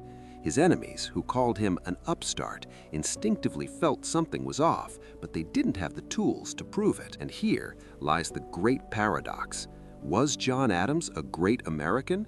Absolutely. But his greatness didn't come from the nobility he looked for in dusty London books. His greatness was the triumph of will over circumstances. He wasn't an English gentleman of noble blood. He was the son of a man who tricked history to give his children a chance. The truth revealed in 2010 didn't diminish his memory. It made his story more human and more powerful. It's a story about how, from the ashes of an erased past, through sheer strength of spirit and the wrong genes, a person is born who can change the course of human civilization. John Adams lived for 90 years and 247 days. In an era where the average life expectancy was barely over 40 and 50-year-olds were considered ancient, his longevity didn't just look like an anomaly, it looked like divine intervention or some kind of scary biological magic. This record among American presidents stood for nearly 2 centuries until it was finally broken in 2018 by George W.H. Bush, who had the full power of modern medicine, antibiotics, and cardiology. But Adams had nothing but his iron stubbornness and a morning cup of cider. Look at his medical history. He survived smallpox, suffered through bouts of malaria, then called marsh fever, lost every single tooth by age 50 due to primitive dentistry, and spent his last decades with an uncontrollable tremor. His body was literally falling apart, but the fire inside him burned like a blacksmith's forge. Today, geneticists studying long-lived populations have noticed an interesting pattern. Carriers of the R1b-L21 haplogroup, especially in the coastal areas of Ireland, Wales, and Scotland, show a statistically higher resistance to certain types of age-related wear and tear. This genetic marker is the legacy of people who lived for centuries under extreme stress, poor nutrition, and constant battles with infections on the Atlantic coast. Through natural selection, their DNA locked in gene variations responsible for higher resistance to inflammation and a high stress tolerance threshold. What Adams called his black bile, depression, and stubbornness were just side effects of a powerful nervous system built for decades of struggle. His daily habits only boosted this genetic program. Adams was a fanatic about his routine. Every morning for 40 years started with a mug of hard apple cider. Modern nutritionists can only shake their heads. The unfiltered cider of that time was packed with antioxidants and polyphenols that literally cleaned the old politicians' arteries. Add to that a simple farmer's diet: boiled cod, root vegetables, no extra sugar, and physical labor. Until he was 80, Adams personally went out into his fields, hauled rocks for fences, and inspected every inch of his land. He didn't know the obesity that killed off many of his aristocratic peers. His body was lean, tough, and functional. The irony of history peaks here. The very inferior Celtic code John Adams tried so hard to hide under the mask of an English gentleman became his greatest biological advantage. His wild ancestors gave him a body that allowed him to outlive all his friends and enemies, watching as the country he helped create became a world power. The genetic relay didn't stop with John. His son, John Quincy Adams, became the 6th president of the U.S., creating the country's first political dynasty. But if the father was a rough Celt trying to pass as an Englishman, the son became a refined intellectual whose mind worked like a perfect machine. John Quincy was even more obsessed with his origins than his father. He spent years organizing the family archives and writing a multi-volume family history. And he hit the same brick wall in the English records. Unable to find the truth in documents, he seems to have started looking for it in sounds. There's an interesting fact that historians long brushed off as just a genius's quirk. John Quincy Adams was fluent in 7 languages. But among the Latin, French, and German, 2 strange choices stood out: Welsh and Gaelic, Irish. Officially, he called it a philological exercise to train the mind. But imagine the scene: the President of the United States, in the silence of his study, reading ancient Welsh sagas in a language that had nothing to do with noble Devonshire. It was like a subconscious call of the blood. It was as if the DNA locked inside the American politician's body demanded he hear the rhythm and melody of the words his true ancestors spoke before Henry Adams erased their story in 1638. The tragedy of the Adams dynasty was its fragility. Out of John Adams's 4 children, only John Quincy was able to continue the direct male line that didn't snap under the weight of depression and illness. The Celtic black bile took its toll on the Adams. Alcoholism, melancholy, and early deaths haunted the Adamses, almost like a price for their incredible energy. Yet one thin thread survived it all. The Adams male line made it through the Civil War, the Great Depression, and the wild 20th century.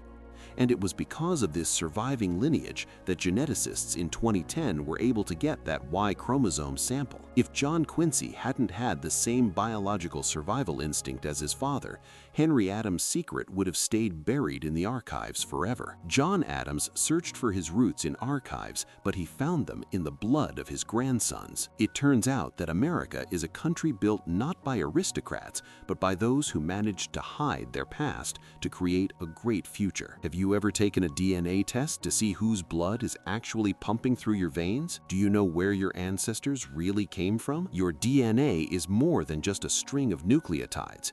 It is the most accurate record on the planet, one with no room for political censorship or human forgetfulness. Today, technology allows each of us to lead our own molecular investigation. A simple cheek swab can wipe away centuries of misconceptions in a second. It opens the door to a world where you aren't just someone with a last name, but the heir to a vast and ancient migration, the result of incredible encounters and chance unions. But what if Adams wasn't the only one? What if other founding fathers carried secrets they would have rather taken to the grave? In the next chapter, we'll see how DNA exposes another leader whose legend was built on denying his true nature. James Madison is the father of the Constitution and the architect of American democracy. He's the man whose 85 Federalist Papers are still quoted by Supreme Court justices today. His system of checks and balances has survived 250 years, 2 world wars, a civil war, and roots in 46 Virginia, different presidents. tracing their But there is a presence side back to to him the becomes history vice books president, usually and skip. then This man thereafter, was so every 2 or physically 3 fragile years, has that at holding 24 respected years roles old, such as he a colonel collapsed in the middle of militia and a military drill. representative in the He Virginia never weighed House more of than 100 Burgesses. pounds. A His voice clergyman was who so provided thin him and with quiet, foundational the lessons in delegates at the French, Constitutional as well as in Convention Latin had and to Greek. move their chairs closer In just to hear the 1745, words that would the change Jefferson the world. family temporarily He was moved to convinced he would be 150 dead acres of before he land turned and 30. 66 His own enslaved body individuals. was his worst enemy. Building 2 on this solid centuries later, foundation, medical Jefferson historians enrolled and at the College geneticists of are William trying and to Miss, and his solve a mother was mystery. lost in the How fire. did a man Evidence with such a suggests that breaking their point relationship physique was amicable, survive 8 which years acted as the president upper house and of the live to be General Assembly. 85, The lower outlasting house, every other known as founding the House father? of Was there Burgesses, something in was his elected. DNA? But first, if you can hit that like button in the next 3 seconds, it shows you love your mom. And if you subscribe to the channel, it means you love your entire family. became an advocate for the most radical measures of resistance against British policies. His denunciations of the British Crown and Parliament were so vehement that many Rather than watch Adams and the Federalists move forward with an agenda, a promise to repeal these unconstitutional acts will be a tenet of Jefferson's next. Then if Jefferson's elected, he's an atheist.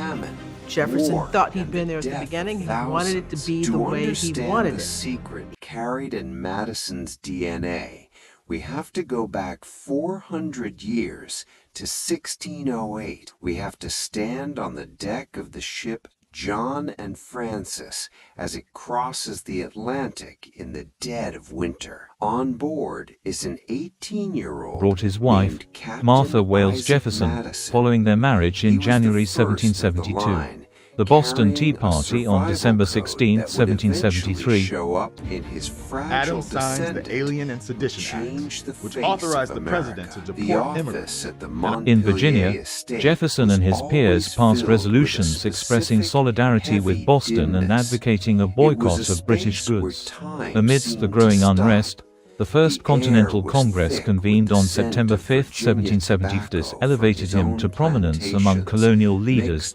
Both sides prepared for conflict. With the colony, Jefferson was not a delegate. The Second Continental Congress convened in Philadelphia in May 1775. Jefferson was chosen as his replacement, arriving in Philadelphia on June 11. By this time, unlike some of his peers, Jefferson was not a gifted orator. He preferred working behind the scenes. Congress had begun deliberations on the critical issue of whether to formally declare independence from the British Empire. The largest and most influential colony, Adams persuaded him to compose the initial draft, articulating the colony's intent to sever ties with. The 1796 election marks the first official partisan election in the United States. 53-year-old Thomas Jefferson runs as a Democratic Republican against Federalist John Adams, who he disagrees with. Jefferson disengages from his role as vice president. Of a new nation. But behind this massive effort was a body that could barely handle the load. James Madison went down in history as the most miniature president of the United States.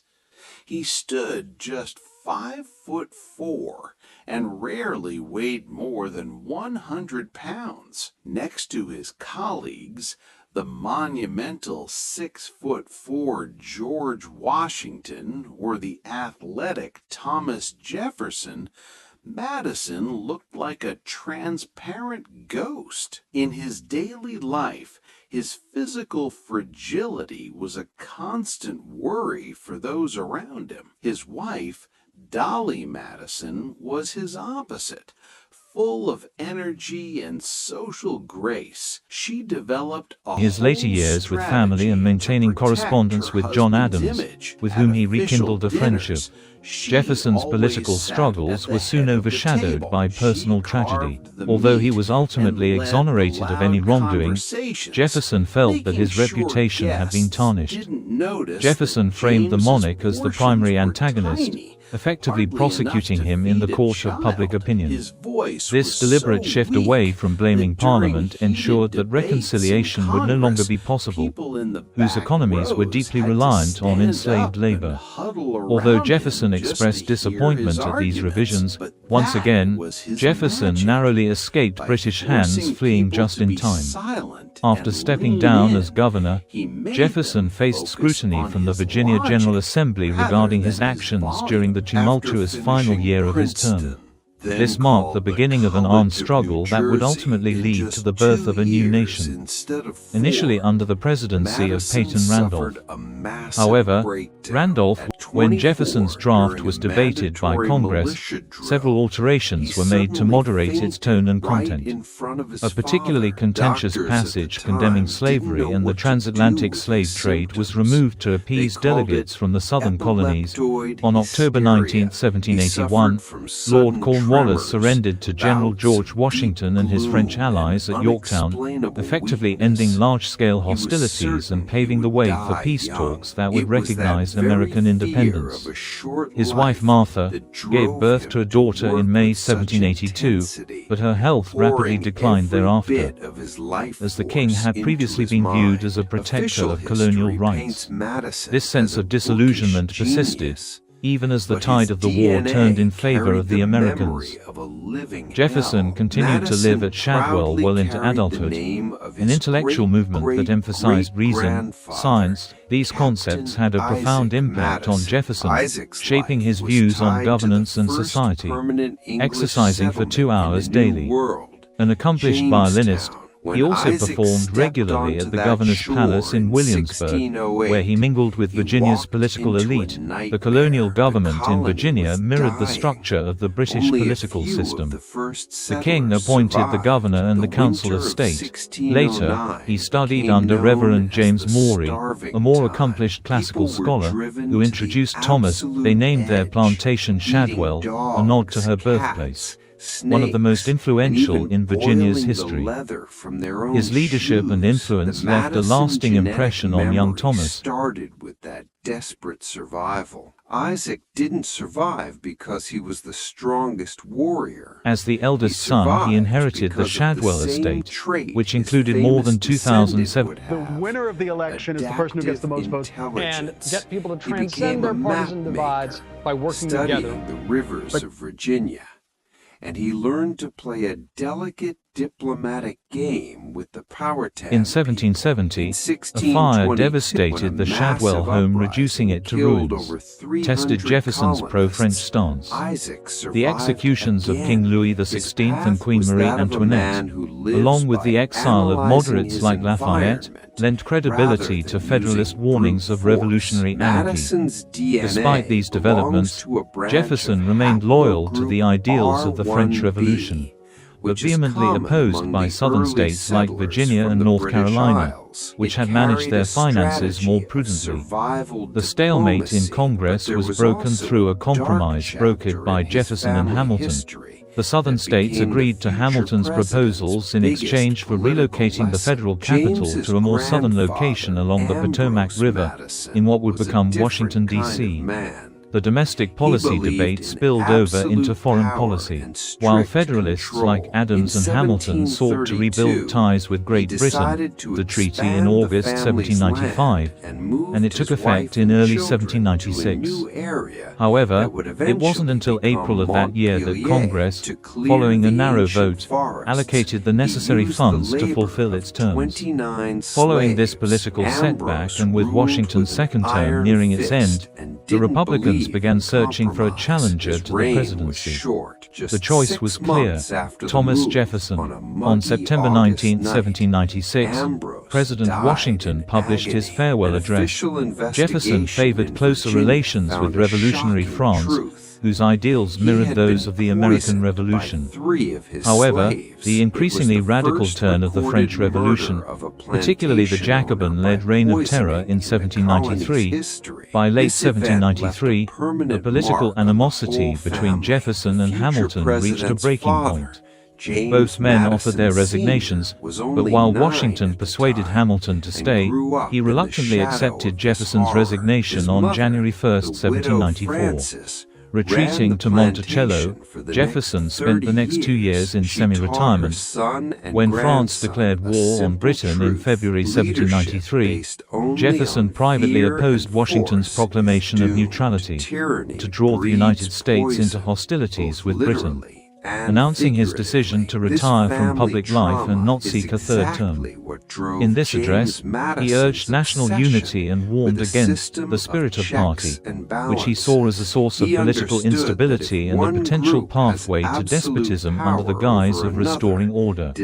Washington had witnessed firsthand how the rivalry between Jefferson and Hamilton had strained his administration, remodeling his home and enjoying a respite from national politics. While the treaty improved trade relations with Britain and was celebrated by Federalists, despite his warnings, Washington's retirement ushered in the first truly contested presidential election in American history. The Federalists backed John Adams for the presidency, while the Democratic Republicans rallied behind Jefferson. Under the Constitution at the time, Each elector in the Electoral College cast 2 votes. It infuriated Republicans and provoked outrage in France, straining Franco-American relations. After intense political battles, the Senate narrowly approved much to Alexander Hamilton, who disliked both Jefferson and Burr but regarded Jefferson as the lesser of 2 evils. Hamilton's influence persuaded several Federalists to switch their votes to Jefferson. This rivalry with Burr would later culminate in their infamous duels but eventually gained the support needed to prevail. On February 17, 1801, after 36 ballots, Jefferson was elected president. Ironically, Jefferson's victory over his father's experiences on the western frontier had intrigued him since childhood. He had been a trusted source of political counsel for nearly 3 decades. During his 8-year presidency, Jefferson reduced federal obligations. These concerns intensified following the Third Treaty of San Ildefonso in October 1800, a secret Franco-Spanish agreement transferring a prospect that alarmed Jefferson, as French control of New Orleans threatened the economic lifeline of the southern states. Developments made the sale of New Orleans more appealing to Napoleon. The fragile peace between France and Britain was unraveling, and Napoleon's ambitions in the Americas had suffered a major blow following the disaster with European powers, favoring neutrality in their conflicts. Jefferson's presidency is most notably linked to America's westward expansion, although he never traveled west of Virginia in 1804, which resulted in Hamilton's death. On March 4, 1801, Thomas Jefferson was sworn in as the 3rd President of the United States, leading to the undeclared Quasi-War, during which French naval forces attacked American shipping. In response, Adams signed the Alien and Sedition Acts, which empowered the president to deport foreigners deemed a security risk and made it illegal to publish defamatory statements about the government.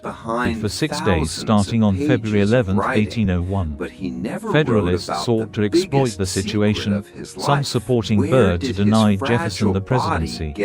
Behind the scenes, negotiations took place. Jefferson refused to agree to conditions that would restrict his policy decision, quietly orchestrated Republican opposition to the laws through press criticism and advice to state governments. Jefferson's vice presidency was fraught with challenges. While publicly supporting the administration, March 4, 1797, John Adams became the 2nd President of the United States, with Jefferson as his vice president.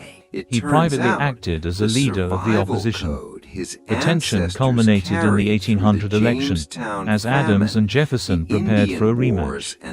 By this time, the federal government had moved from Philadelphia to its permanent home. Adams's presidency unfolded in a tense international atmosphere, with fears of war involving Britain or France casting a shadow over American politics. In 1798, Adams revealed that an American delegation to France had been met with demands for bribes by French officials, an incident known as the XYZ affair.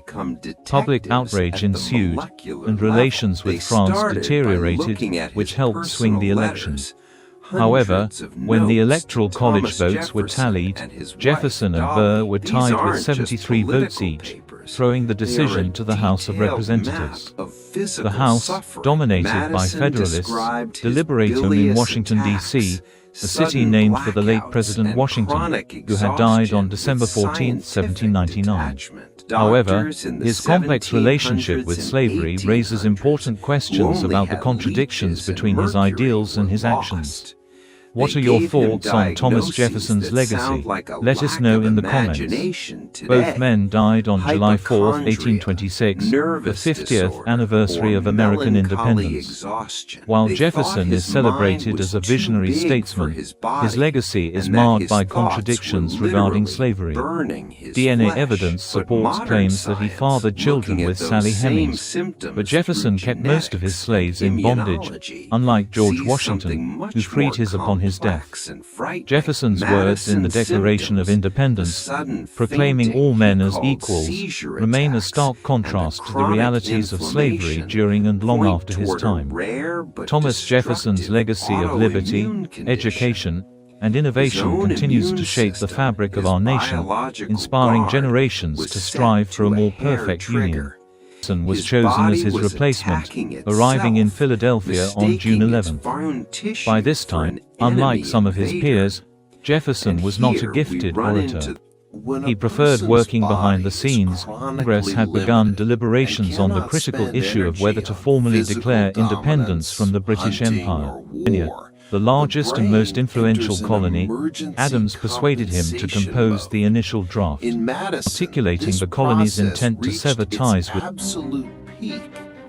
The 1796 election marks the first official partisan election in the United States. 53-year-old Thomas Jefferson runs as a Democratic Republican against Federalist John Adams. He disagrees with. Jefferson disengages from his role as vice president. Every resource his body had, the few calories his weak stomach could actually digest, was sent straight to the prefrontal cortex. This is the part of the brain responsible for long-term planning, impulse control, logical modeling, and managing complex, multi-layered systems. His records from the 1787 Constitutional Convention aren't just notes, they're a neurobiological miracle. Madison had what we would today call extreme working memory. He sat in the front row, and while other delegates lost their tempers, shouted, or gave up because of the stifling heat, his brain worked like a perfect recording his later years with family and maintaining correspondence with John Adams, with whom he rekindled a friendship. Jefferson's political struggles were soon overshadowed by personal tragedy. Although he was ultimately exonerated of any wrongdoing, Jefferson felt that his reputation had been tarnished. Jefferson framed the monarch as the primary antagonist, effectively prosecuting him in the court of public opinion. This deliberate shift away from blaming Parliament ensured that reconciliation would no longer be possible, whose economies were deeply reliant on enslaved labor. Although Jefferson expressed disappointment at these revisions, once again, Jefferson narrowly escaped British hands, fleeing just in time. After stepping down as governor, Jefferson faced scrutiny from the Virginia General Assembly regarding his actions during the tumultuous final year of his term. This marked the beginning of an armed struggle that would ultimately lead to the birth of a new nation. Adams is cast as a puffed-up plutocrat, a would-be monarchist, an elite who's out of touch with common marshes of Virginia and Fort Jamestown. It's hard for us to imagine just how acrimonious the 1790s were. Belonged to the R1B-L21 Boots in Virginia, tracing their presence back to He becomes vice president, and then thereafter, every 2 or 3 years, holding respected roles such as a colonel in the militia and a representative in the Virginia House of Burgesses. A clergyman who provided him with foundational lessons in French, as well as in Latin and Greek. In 1745, the Jefferson family temporarily moved to 750 acres of land and 66 enslaved individuals. Building on this solid foundation, Jefferson enrolled at the College of William and Miss, and his mother was lost in the fire. Evidence suggests that their relationship was amicable, which acted as the upper house of the General Assembly. The lower house, known as the House of Burgesses, was elected, became an advocate for the most radical measures of resistance against British policy. His denunciations of the British Crown and Parliament were so vehement that many Rather than watch Adams and the Federalists move forward with an agenda, a promise to repeal these unconstitutional acts will be a tenet of Jefferson's next. Then Jefferson's elected, he's an atheist. While other Jefferson thought he'd been there at the tried to beginning. He take wanted it to grain be from the way he pioneers wanted it. by force, causing bloody fights, Isaac Madison studied their language and customs. He became a map maker and a diplomat.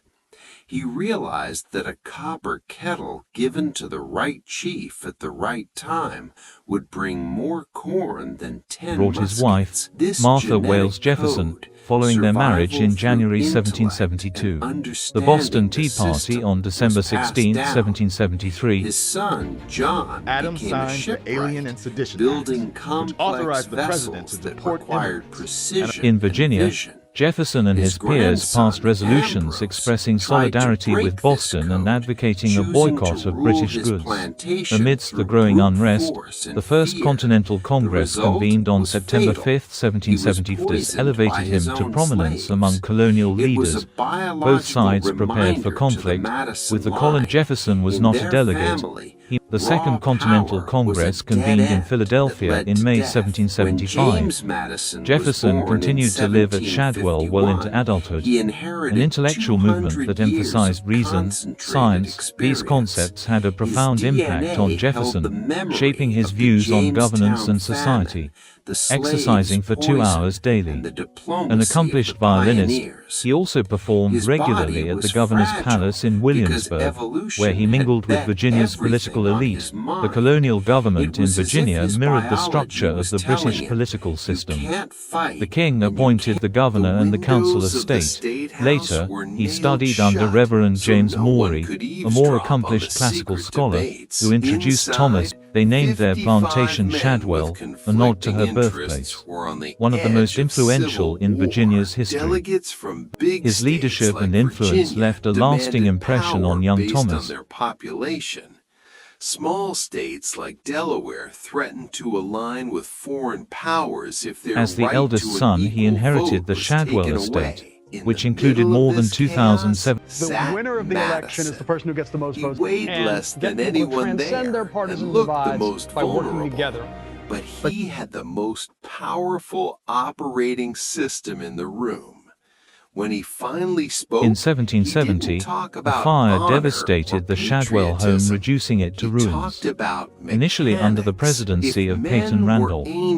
However, Randolph, when Jefferson's draft was debated by Congress, several alterations were made to moderate its tone and content. A particularly contentious passage condemning slavery and the transatlantic slave trade was removed to appease delegates from the southern colonies. On October 19, 1781, Lord Cornwallis surrendered to General George Washington and his French allies at Yorktown, effectively ending large-scale hostilities and paving the way for peace talks that would recognize American independence. His wife Martha gave birth to a daughter in May 1782, but her health rapidly declined thereafter, as the king had previously been viewed as a protector of colonial rights. This sense of disillusionment persisted, even as the tide of the war turned in favor of the Americans, but eventually gained the support needed to prevail.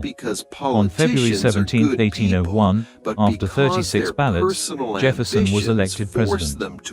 Ironically, Jefferson's victory over his father's experiences on the western frontier had intrigued him since childhood, who had been a trusted source of political counsel for nearly 3 decades. During his 8-year presidency, Jefferson reduced federal obligations. These concerns intensified following the Third Treaty of San Ildefonso in October 1800, a secret Franco-Spanish agreement transferring a prospect that alarmed Jefferson, as French control of New Orleans threatened the economic lifeline of the southern states. Developments made the sale of New Orleans more appealing to Napoleon. The fragile peace between France and Britain was unraveling, and Napoleon's ambitions in the Americas had suffered a major blow following the disaster with European powers, favoring neutrality in their conflicts. Jefferson's presidency is most notably linked to America's westward expansion, although he never traveled west of Virginia in 1804, which resulted in Hamilton's death. On March 4, 1801, Thomas Jefferson was sworn in as the third president of the United States, leading to the undeclared Quasi-War, during which French naval forces attacked American shipping. In response, Adams signed the Alien and Sedition Acts, which empowered the president to deport foreigners deemed a security risk and made it illegal to publish defamatory statements about the government. For 6 days starting on February 11, 1801. Federalists sought to exploit the situation, some supporting Burr to deny Jefferson the presidency, announcing his decision to retire from public life and not seek a third term. In this address, he urged national unity and warned against the Spirited Party, which he saw as a source of political instability and a potential pathway to despotism under the guise of restoring order. Washington had witnessed witnessed firsthand how the rivalry between Jefferson and Hamilton had strained his administration, remodeling his home and enjoying a respite from national politics. While the treaty improved trade relations with Britain and was celebrated by Federalists, despite his warnings, Washington's retirement ushered in the first truly contested presidential election in American history. The Federalists backed John Adams for the presidency, while the Democratic Republicans rallied behind Jefferson. Under the Constitution at the time, each elector in the Electoral College cast 2 votes. It infuriated Republicans and provoked outrage in France, straining Franco-American relations. After intense political battles, the Senate narrowly approved much to Alexander Hamilton, who disliked both Jefferson and Burr but regarded Jefferson as the lesser of 2 evils. Hamilton's influence persuaded several Federalists to switch their votes to Jefferson. This rivalry with Burr would later culminate in their infamous duel-tested Jefferson's pro-French stance. The executions of King Louis XVI and Queen Marie Antoinette, along with the exile of moderates like Lafayette, lent credibility to Federalist warnings of revolutionary anarchy. Despite these developments, Jefferson remained loyal to the ideals of the French Revolution, but vehemently opposed by southern states like Virginia and North Carolina, which had managed their finances more prudently. The stalemate in Congress was broken through a compromise brokered by Jefferson and Hamilton. The southern states agreed to Hamilton's proposals in exchange for relocating the federal capital to a more southern location along the Potomac River, in what would become Washington, D.C. The domestic policy debate spilled over into foreign policy. While Federalists like Adams and Hamilton sought to rebuild ties with Great Britain, the treaty in August 1795, and it took effect in early 1796. However, it wasn't until April of that year that Congress, following a narrow vote, allocated the necessary funds to fulfill its terms. Following this political setback and with Washington's second term nearing its end, the Republicans began searching for a challenger to the presidency. The choice was clear: Thomas Jefferson. On September 19, 1796, President Washington published his farewell address. Jefferson favored closer relations with revolutionary France, whose ideals mirrored those of the American Revolution. However, the increasingly radical turn of the French Revolution, particularly the Jacobin-led Reign of Terror in 1793. By late 1793, the political animosity between Jefferson and Hamilton reached a breaking point. Both men offered their resignations, but while Washington persuaded Hamilton to stay, he reluctantly accepted Jefferson's resignation on January 1, 1794. Retreating to Monticello, Jefferson spent the next 2 years in semi-retirement. When France declared war on Britain in February 1793, Jefferson privately opposed Washington's proclamation of neutrality, to draw the United States into hostilities with Britain.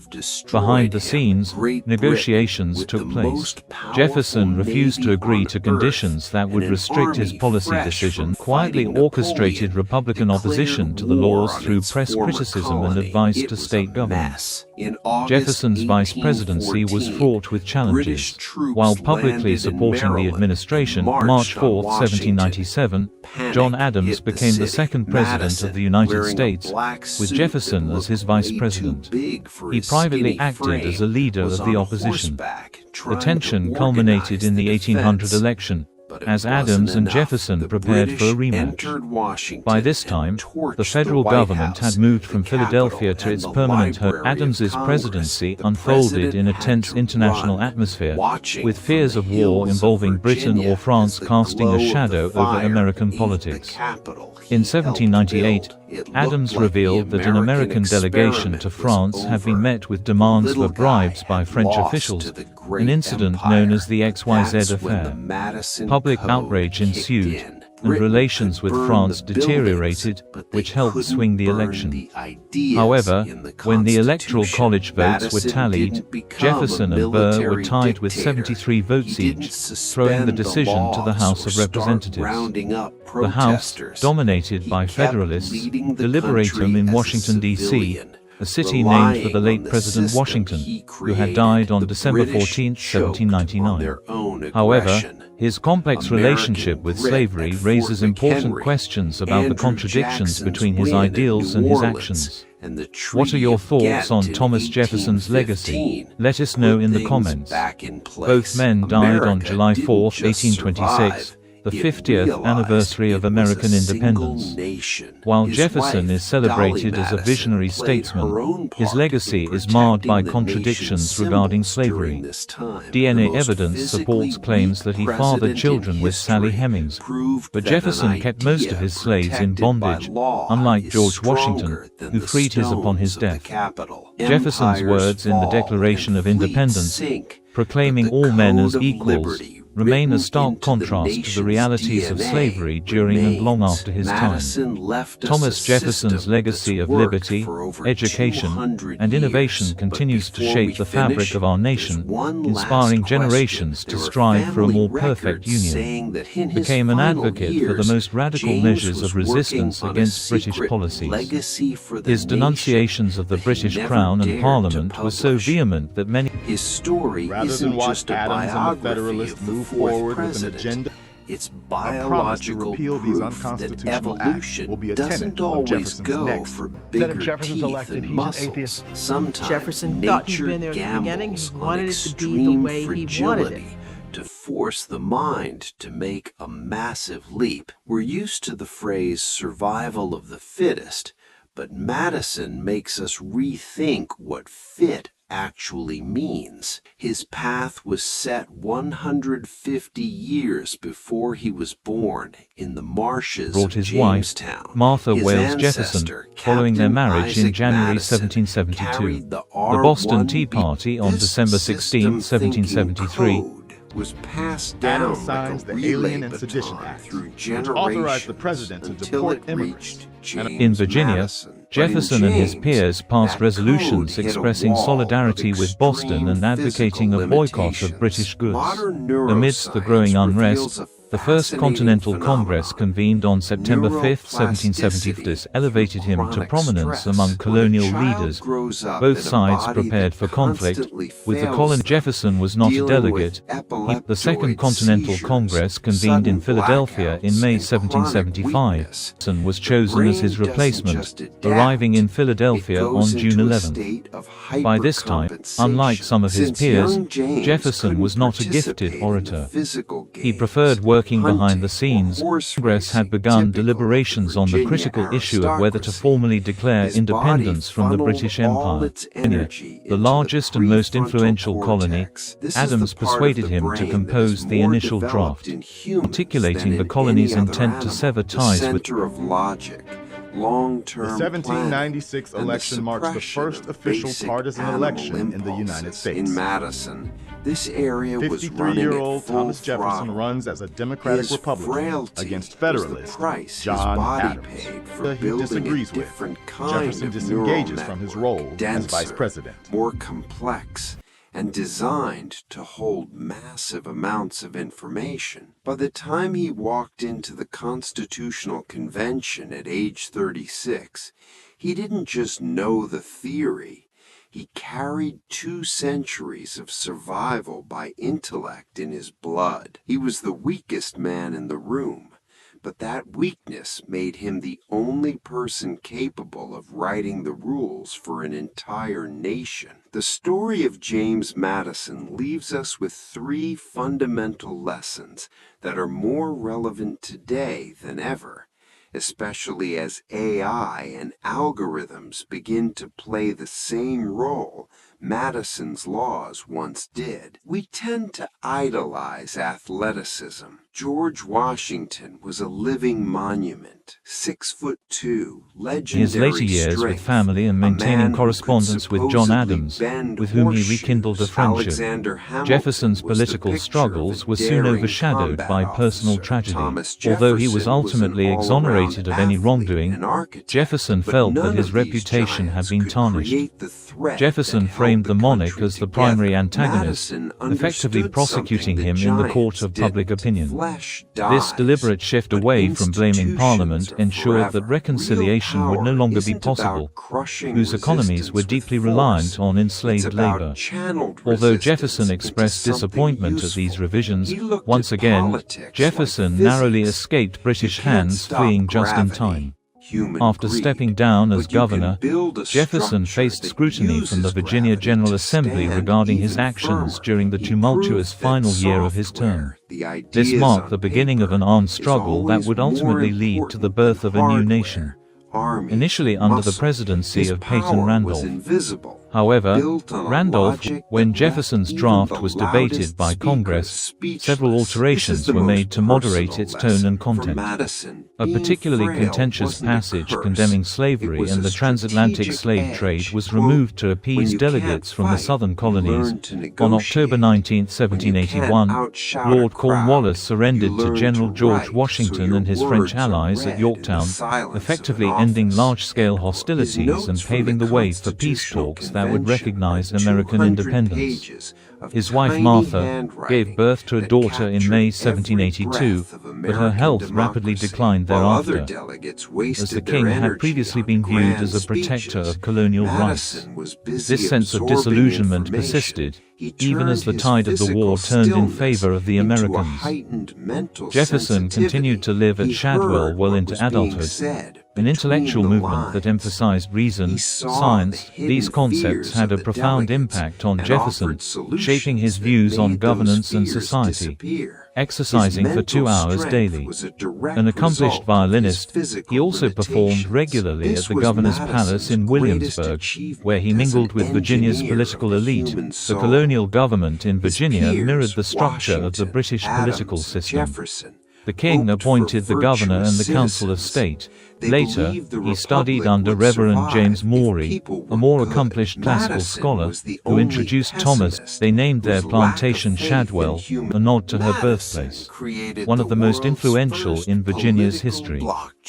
His leadership and influence left a lasting impression on young Thomas. By a mathematical balance of interests. So, was he who he claimed to be? Yes, as the eldest son, he inherited the Shadwell estate, which included more than 2,007. The winner of the election is the person who gets the most votes, and get people to transcend their partisan divides by working together. First Jamestown colonists, people who endured famine, war, and impossible In 1770, a fire devastated the Shadwell home, reducing it to ruins. Tested Jefferson's pro-French stance. The executions of King Louis XVI and Queen Marie Antoinette, along with the exile of moderates like Lafayette, lent credibility to Federalist warnings of revolutionary anarchy.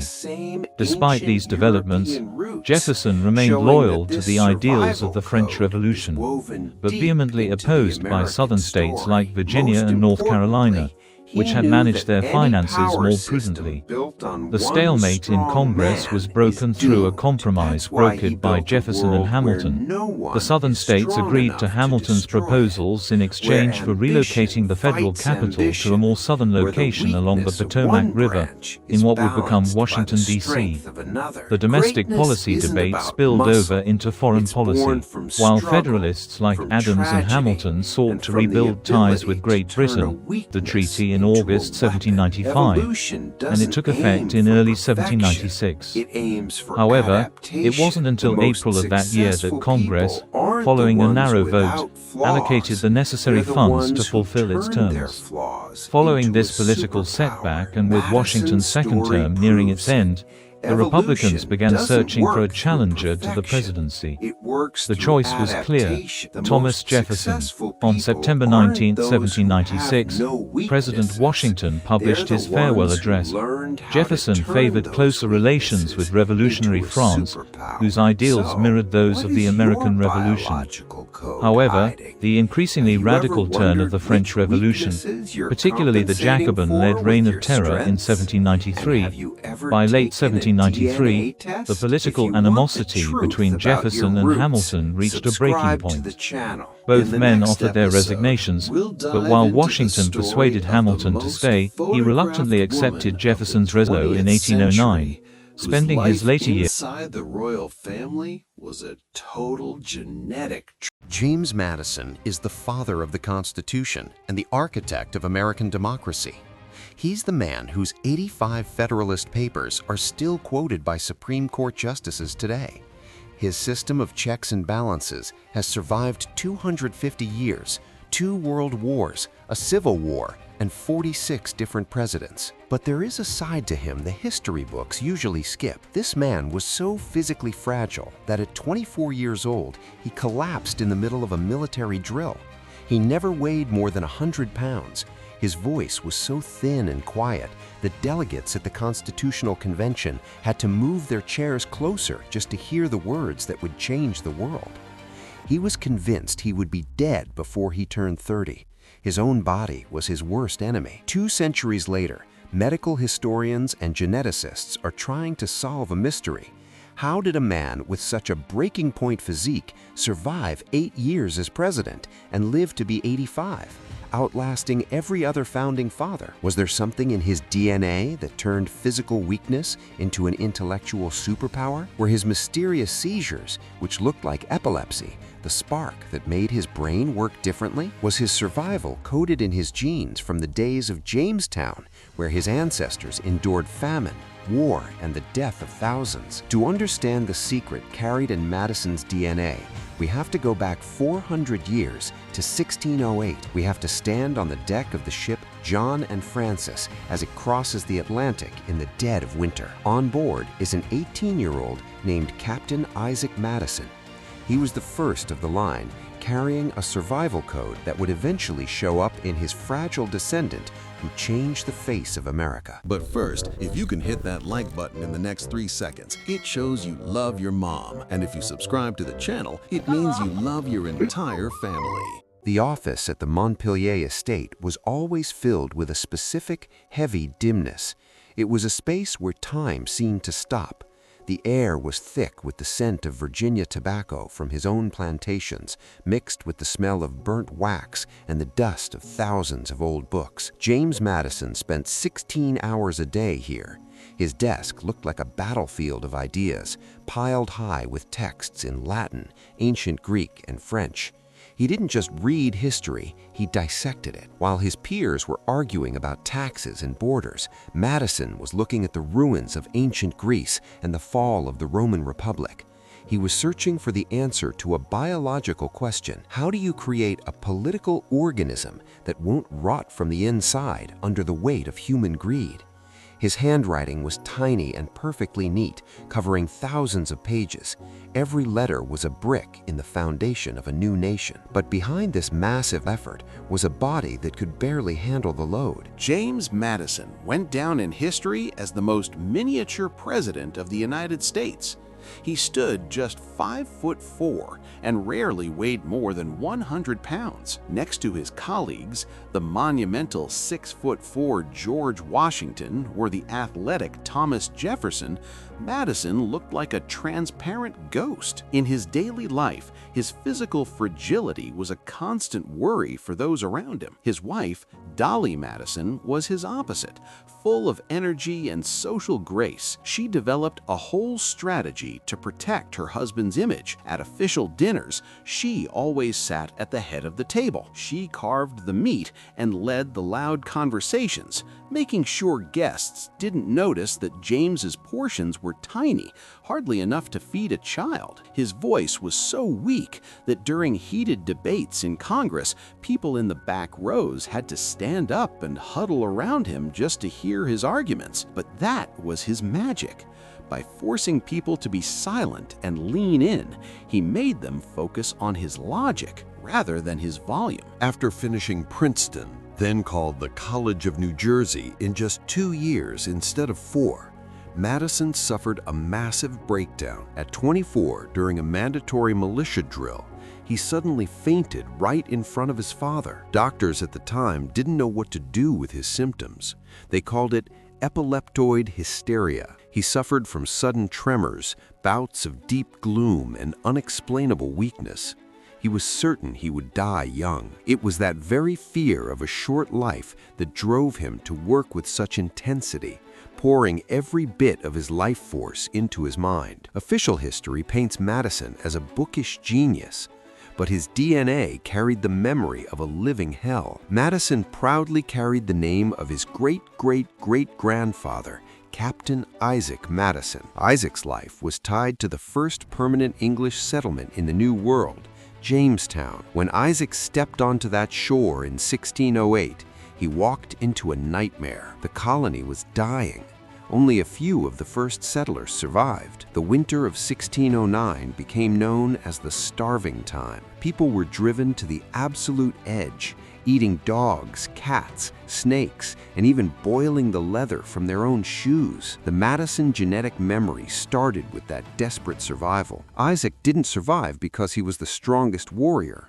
He survived because of the same trait his famous descendant would have: adaptive intelligence. He became a map maker, studying the rivers of Virginia, and he learned to play a delicate diplomatic game with the Powhatan people. In 1622, when a massive uprising killed over 300 colonists, Isaac survived again. His path was that of a man who lives by analyzing his environment rather than using brute force. Madison's DNA belongs to a branch of haplogroup R1b, which is common among the early settlers from the British Isles. It carried a strategy of survival diplomacy, but there was also a dark chapter in his family history that became the future president's biggest political lesson. James's grandfather, Ambrose Madison, was a different kind of man. He believed in absolute power and strict control. In 1732, he decided to expand the family's land and moved his wife and children to a new area that would eventually become Montpelier. To clear the ancient forests, he used the labor of 29 slaves. Ambrose ruled with an iron fist and didn't believe in compromise. His reign was short. Just 6 months after the move, on a muggy August night, Ambrose died in agony. An official investigation in Virginia found a shocking truth.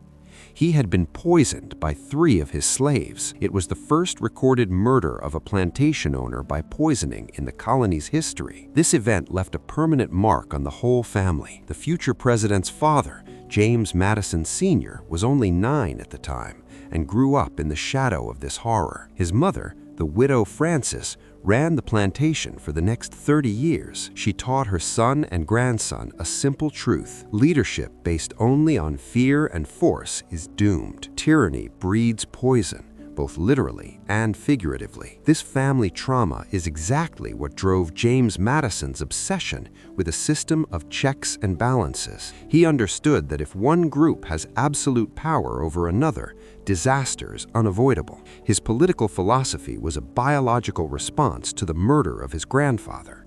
His strategy was unique.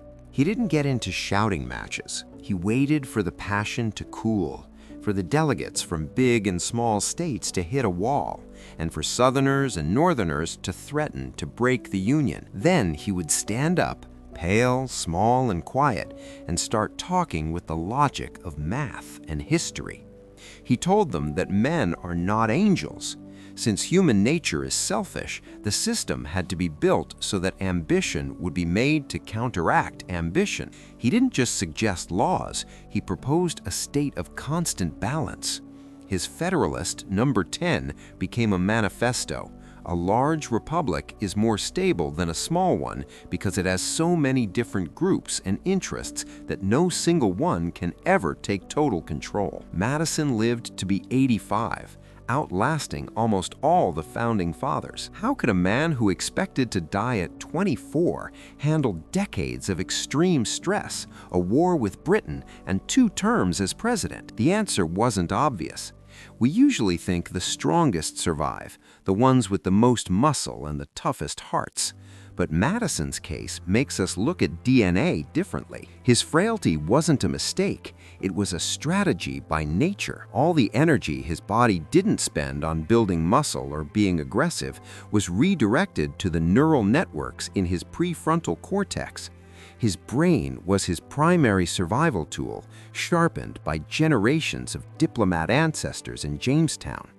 His physical weakness acted as an evolutionary filter that cut away everything unnecessary, leaving only cold, sharp intelligence. Madison left behind thousands of pages of writing, but he never wrote about the biggest secret of his life. Where did his fragile body get this incredible endurance? Why did a man who was supposed to die at 30 live to 85? Why did his brain work in a way that let him hold the entire structure of a government in his head, with all its thousands of details and connections? For years, we looked for the answer in medical files, but the solution was hidden in his DNA. It turns out the survival code his ancestors carried through the Jamestown famine, the Indian Wars, and the deadly malaria outbreaks showed up in him in a very unexpected way.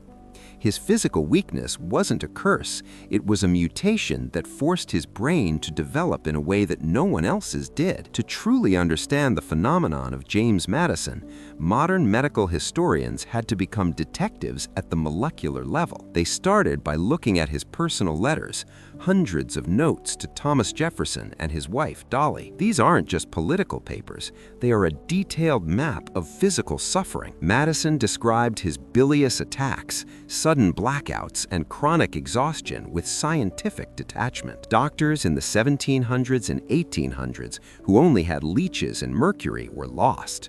They gave him diagnoses that sound like a lack of imagination today: hypochondria, nervous disorder, or melancholy exhaustion. They thought his mind was too big for his body and that his thoughts were literally burning his flesh. But modern science, looking at those same symptoms through genetics and immunology, sees something much more complex and frightening. Madison's symptoms, the sudden fainting he called seizure attacks, and the chronic inflammation, point toward a rare but destructive autoimmune condition. His own immune system, his biological guard, was set to a hair trigger. His body was attacking itself, mistaking its foreign tissue for an enemy invader. And here we run into When a person's body is chronically limited and cannot spend energy on physical dominance, hunting, or war, the brain enters an emergency compensation mode. In Madison, this process reached its absolute peak. Think of his brain as a high-performance supercomputer installed in a fragile, rattling case. To survive in a world where physical strength was everything, his brain literally started remapping its own architecture. Every resource his body had, the few calories his weak stomach could actually digest, was sent straight to the prefrontal cortex. This is the part of the brain responsible for long-term planning, impulse control, logical modeling, and managing complex, multi-layered systems. His records from the 1787 Constitutional Convention aren't just notes, they are a neurobiological miracle. Madison had what we would today call extreme working memory. He sat in the front row, and while other delegates lost their tempers, shouted, or gave up because of the stifling heat, his brain worked like a perfect recording device.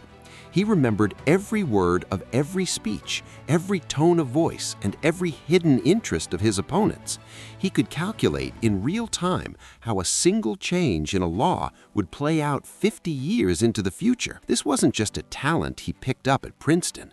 It was the result of a biological hard coding. His prefrontal cortex was so developed that he saw the political system not as a list of rules, but as a living machine where every gear was a human weakness that needed to be balanced. His intellect became his only survival tool, his claws and fangs in a world of political predators. But where did this abnormal ability to survive against biological decay come from? To find the answer, we have to travel back to 1608, to the salty marshes of Virginia and Fort Jamestown.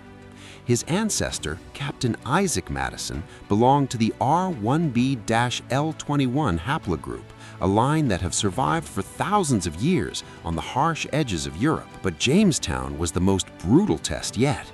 The period known as the Starving Time, 1609 to 1610, was a literal evolutionary filter. Out of 500 settlers, barely 60 survived. Excavations in Jamestown in 2012 and 2013 revealed a terrifying truth. They found the remains of a 14-year-old girl named Jane. Her bones showed knife marks, proving that after she died, her fellow settlers turned to cannibalism. In this hell, where people lost their humanity to hunger, Madison's ancestor, Isaac, he didn't survive by stealing food from the weak. Records describe Isaac as a man of extraordinary mind and tact, while other colonists tried to take grain from the Indians by force, causing bloody fights. Isaac Madison studied their language and customs. He became a mapmaker and a diplomat.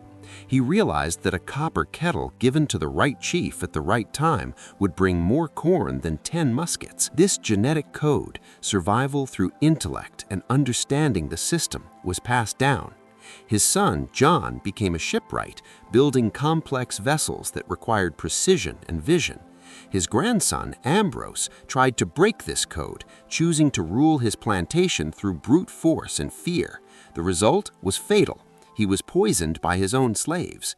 It was a biological reminder to the Madison line. In their family, raw power was a dead end that led to death. When James Madison was born in 1751, he inherited 200 years of concentrated experience.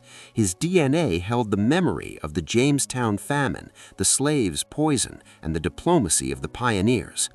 His body was fragile because evolution had bet everything on his mind. It was as if his biology was telling him, you can't fight and you can't. The windows of the State House were nailed shut so no one could eavesdrop on the secret debates. Inside, 55 men with conflicting interests were on the edge of civil war. Delegates from big states like Virginia demanded power based on their population. Small states like Delaware threatened to align with foreign powers if their right to an equal vote was taken away. In the middle of this chaos sat Madison. He weighed less than anyone there and looked the most vulnerable, but he had the most powerful operating system in the room. When he finally spoke, he didn't talk about honor or patriotism. He talked about mechanics. If men were angels, he said in his quiet, shaky voice, no government would be necessary. This was the core of his biological experience. He knew that humans are weak, greedy, and ambitious. Instead of trying to fix human nature, he decided to use those flaws to fuel the system. He designed the system of checks and balances. It was a political version of his own body. The legislative branch was split into two houses so they would constantly argue. The president had the veto, but Congress could override it. The courts protected the Constitution, but the president appointed the judges. Madison built a government that works not because politicians are good people, but because their personal ambitions force them to watch over each other. He created a system where no single person can become a tyrant because their weakness is balanced by the strength of the system. It was the ultimate triumph of the mind over physical force. But the real power of America wasn't forged in a cavalry charge. It happened at the tip of a pen, held by a man who weighed less than a soldier's field gear. James Madison's 3 major achievements aren't just points in a history book. They were biological acts of survival for a nation, dictated by his own unique DNA. Picture 1787. The young republic is falling apart. States are fighting trade wars, paper money is worthless, and anarchy is right around the corner. 55 delegates gather in Philadelphia, the best of the American elite. But while others are arguing about borders and taxes, Madison is busy building the operating system. This man, barely hitting 100 pounds, had a mental stamina that actually scared people. To convince the nation to accept the new Constitution, he teamed up with Alexander Hamilton and John Jay to write a series of essays known as the Federalist Papers. Madison wrote 29 of the 85 texts. These weren't just articles, they were the blueprints for controlling human nature. Madison wrote these essays while fighting fevers and insomnia. His fingers would cramp up, but he couldn't stop. He knew that if this system didn't pass now, the 13 colonies would tear each other apart. In the famous Federalist No. 10, he came up with a theory that changed everything. He talked about the tyranny of the majority. Since he had been a physical minority his whole life, the smallest, quietest, most fragile guy in the room, he felt the danger of the crowd on a biological level. He knew that if a majority gets absolute power, it will eventually crush the weak. His fix was the system of checks. Fragmentation of power. He broke power into thousands of small pieces.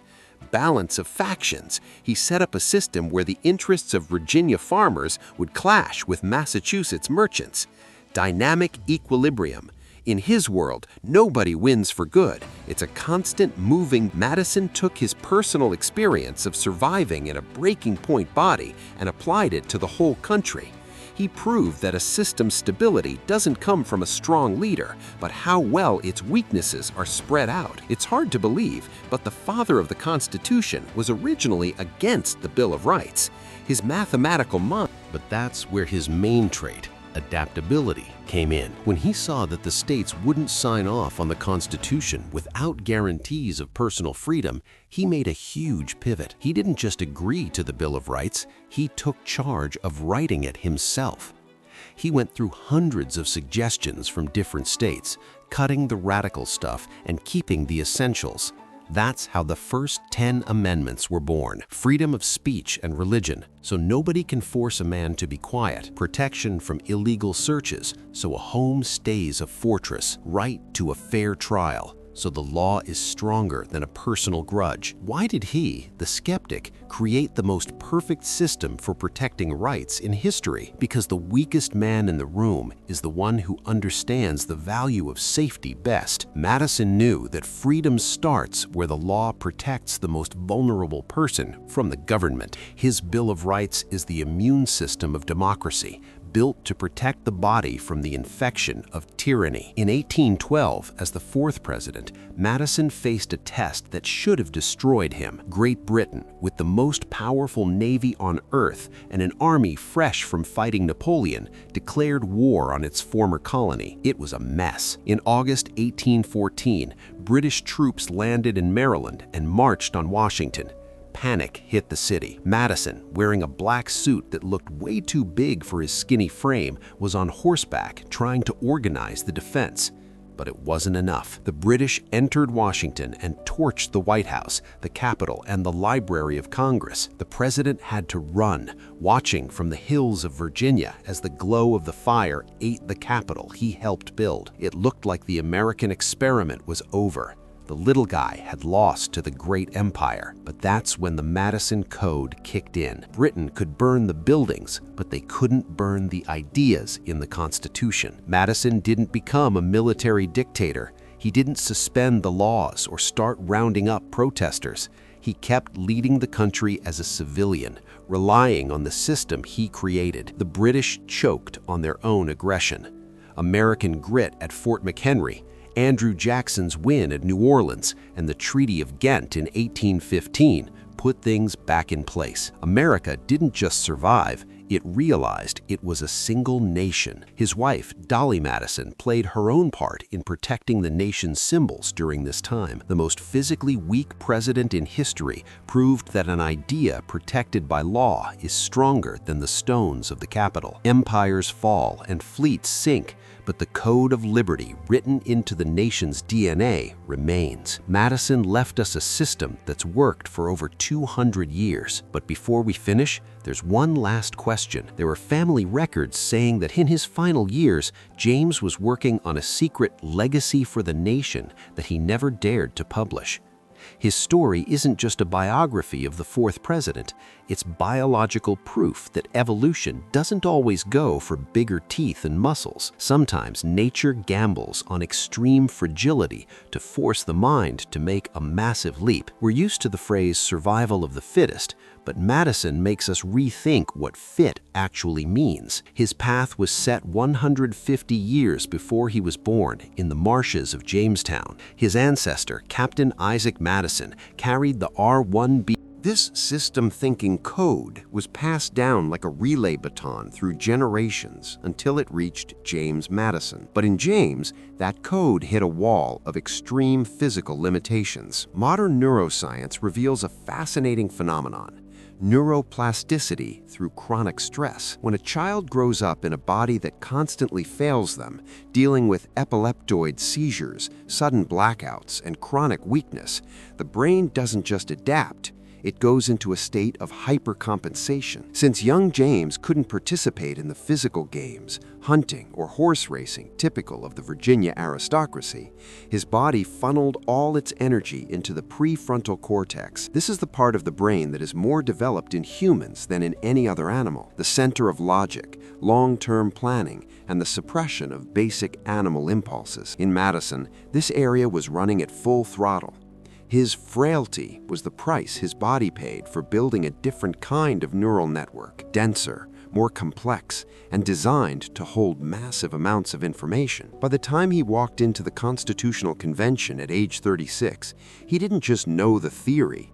He carried 2 centuries of survival by intellect in his blood. He was the weakest man in the room, but that weakness made him the only person capable of writing the rules for an entire nation. The story of James Madison leaves us with 3 fundamental lessons that are more relevant today than ever, especially as AI and algorithms begin to play the same role Madison's laws once did. We tend to idolize athleticism. George Washington was a living monument, 6'2", legendary strength, a man who could supposedly bend horseshoes. Alexander Hamilton was the picture of a daring combat officer. Thomas Jefferson was an all-around athlete and architect, but none of these giants could create the thread that held the country together. Madison understood something the giants didn't. Flesh dies, but institutions are forever. Real power isn't about crushing resistance with force, it's about channeled resistance into something useful. He looked at politics like physics. You can't stop gravity, human greed, but you can build a structure that uses gravity to stand even firmer. He proved that software, the ideas on paper, is always more important than hardware, armies, and muscle. His power was invisible, built on a logic that left even the loudest speakers speechless. This is the most personal lesson. For Madison, being frail wasn't a curse. It was a strategic edge. Quote, "When you can't fight, you learn to negotiate. When you can't outshout a crowd, you learn to write so your words are read in the silence of an office." End quote. His notes from the Constitutional Convention are 200 pages of tiny handwriting that captured every breath of American democracy. While other delegates wasted their energy on grand speeches, Madison was busy absorbing information. He turned his physical stillness into a heightened mental sensitivity. He heard what was being said between the lines. He saw the hidden fears of the delegates and offered solutions that made those fears disappear. His mental strength was a direct result of his physical limitations. This was Madison's greatest achievement as an engineer of the human soul. His peers, Washington, Adams, and Jefferson, hoped for virtuous citizens. They believed the republic would survive if people were good. Madison was the only pessimist whose lack of faith in human Madison created the world's first political blockchain, a system where trust is replaced by a mathematical balance of interests. So, was he who he claimed to be? Yes, he was a great American, but his greatness was born from weakness, not strength. His DNA carried the survival code of those first Jamestown colonists, people who endured famine, war, and impossible odds, surviving through wit and diplomacy rather than muscle. His body was fragile, but his brain compensated with genius. Madison and Lincoln even share a rare genetic signature that links them back to the same ancient European roots, showing that this survival code is woven deep into the American story. Most importantly, he knew that any power system built on one strong man is doomed. That's why he built a world where no one is strong enough to destroy it, where ambition fights ambition, where the weakness of one branch is balanced by the strength of another. Greatness isn't about muscle.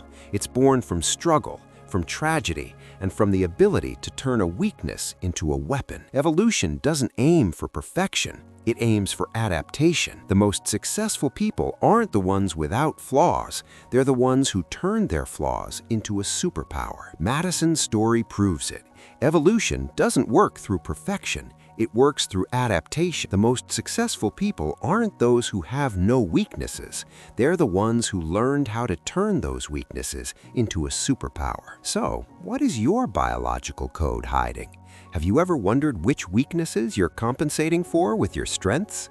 And have you ever taken a DNA test? If you want the truth about your roots, subscribe to the channel. In the next episode, we'll dive into the story of the most photographed woman of the 20th century whose life inside the royal family was a total genetic trap. James Monroe was a man who gave America an entire era. His 8 years in office were called the era of good feelings. It was a time for the country without party wars, internal fights, or enemies at the borders. He grew the nation's territory by a third when he added Florida. He wrote the doctrine that shaped American foreign policy for 200 years. You've seen his portrait on the walls of every history museum. A tall, gray-haired gentleman in a tricorn hat and knee breeches, the last president from the founding generation. But behind that perfect image was a secret he took with him to his grave in New York, and later to the iron cage of Hollywood Cemetery. Monroe lived his whole life with a piece of metal inside his body, a bullet surgeons couldn't get out after the Battle of Trenton. He carried it for 55 years, feeling it every time he moved his shoulder. But that wasn't his only wound. For years, he held on to a legend about where he came from, a story that his blood belonged to Scottish barons who were kicked out for staying loyal to the king. He built his identity on that story without a single document to prove it. If that legend turned out to be a lie, it wouldn't just ruin his reputation as an aristocrat, it would destroy the very core of who he thought he was. Almost 200 years later, geneticists cracked the code of his blood using descendants scattered across America. The results changed everything. It turned out that the legend historians had dismissed as a romantic story made up by Virginia planters actually had a solid biological basis. Monroe's DNA carried a very rare marker found in only one line in the entire British Isles. Who was this man, really? The man who wrote the doctrine that told European kings to stay out of American business. Was he who he claimed to be, a descendant of Scottish barons? Or was his background darker and more complicated than even he knew? Why did he burn thousands of letters after his wife died? To understand the secret in his blood, we have to leave the noise of the revolution behind and look into the quiet office of his Highland estate on a cold December night in 1823. That's when he was writing the message to Congress that would change the map of world power forever. But first, if you can hit that like button in the next 3 seconds, it shows you love your mom. And if you subscribe to the channel, it means you love your entire family. The air in James Monroe's office at Highland always had a specific, layered feel to it. If you walked in with your eyes closed, you'd first smell the sharp, fresh scent of raw oak. It came from the sawmill the president designed himself.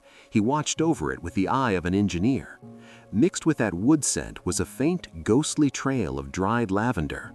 That was the smell of Elizabeth, his wife. She put small herb bags in every corner of the house, trying to clear out the smell of sickness and fear. And over everything else was the heavy, sour scent of smoke from the smokehouse, where they were curing hams for the winter. It was the smell of old Virginia getting ready for the silence of the room wasn't broken by servants or carriages. The only thing you'd hear was the steady, almost aggressive scratch of a quill on thick, rough paper. Monroe worked hard.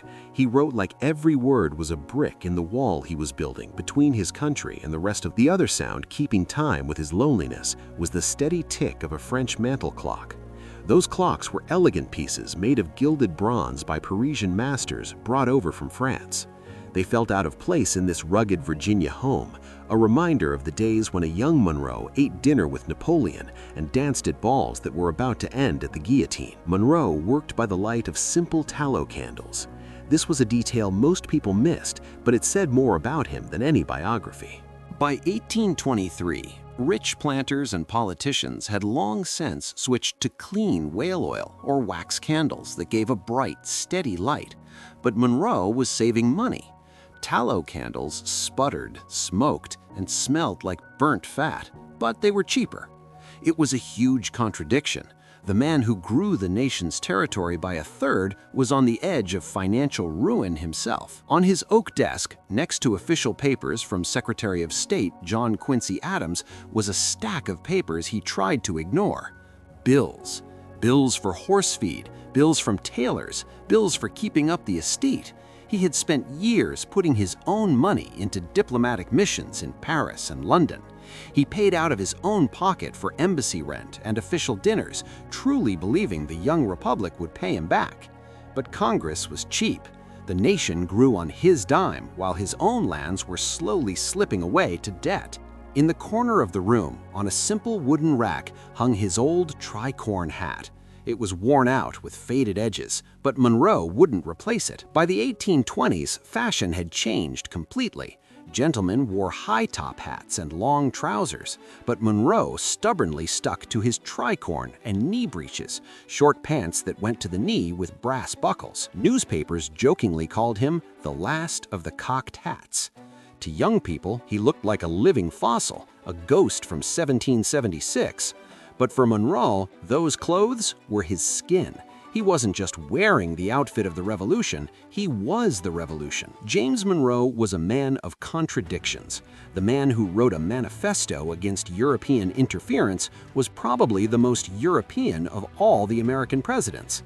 His obsession with the details of daily life was almost a mania. He could spend hours talking to his manager about the quality of wool from merino sheep. He brought these fine wool Spanish sheep to Virginia, believing America should make its own high-quality fabric so it wouldn't have to rely on British imports. Monroe personally went out to the pens, checked the thickness of the wool, and wrote down breeding results in his notebooks. He believed in science and running a farm rationally. He personally checked the millstones and made sure the sawmill never stopped. In his world, everything had to be efficient, logical, and under the master's control. But this same logical man powdered his wig every single morning. In a time when hair powder was already a thing of the past, Monroe wore it with the dignity of a king. He buttoned his knee breeches, ignoring the fact that the rest of the world had moved on to more democratic trousers. This wasn't just snobbery, it was a form of loyalty. He believed the dignity of a republic should be just as great as the dignity of an empire. Still, there was a dark truth hiding behind that polished look at Highland. While Monroe was writing about the freedom of American nations from the control of kings, about 250 enslaved people were working his fields. Monroe was a major slaveholder, and this is where his logic hit a wall he couldn't get past. Unlike some of his peers, he didn't spend much time agonizing over the philosophy of slavery. He owned people as a resource to keep up his status. He never freed a single person during his life. That massive gap between his doctrine of freedom and the reality of shackles in his own yard was his biggest unhealed wound. But James Monroe's deepest secret was locked inside his own body. Every time the president raised his hand to greet a crowd, his face winced for a split second. It wasn't old age, it was a memory from the cold dawn of December 26, 1776. The Battle of Trenton. A young Lieutenant Monroe, barely 18 years old, is standing on the icy banks of the Delaware River. Washington gave the order, attack the Hessian cannons blocking the city's main street. If those cannons fired their grape shot, the revolution would end right then and there. Monroe led a desperate charge straight at the mouths of the guns. Just as the enemy was lighting the fuses, a heavy lead bullet hit Monroe in the left shoulder. The hit was so hard it knocked him into the blood-stained snow. The bullet severed his shoulder artery. Back then, that was a death sentence. A person would bleed out in minutes. His life was saved by a literal miracle. A doctor named John Riker happened to be among the advancing troops. He didn't have any tools with him, but he had fast instincts.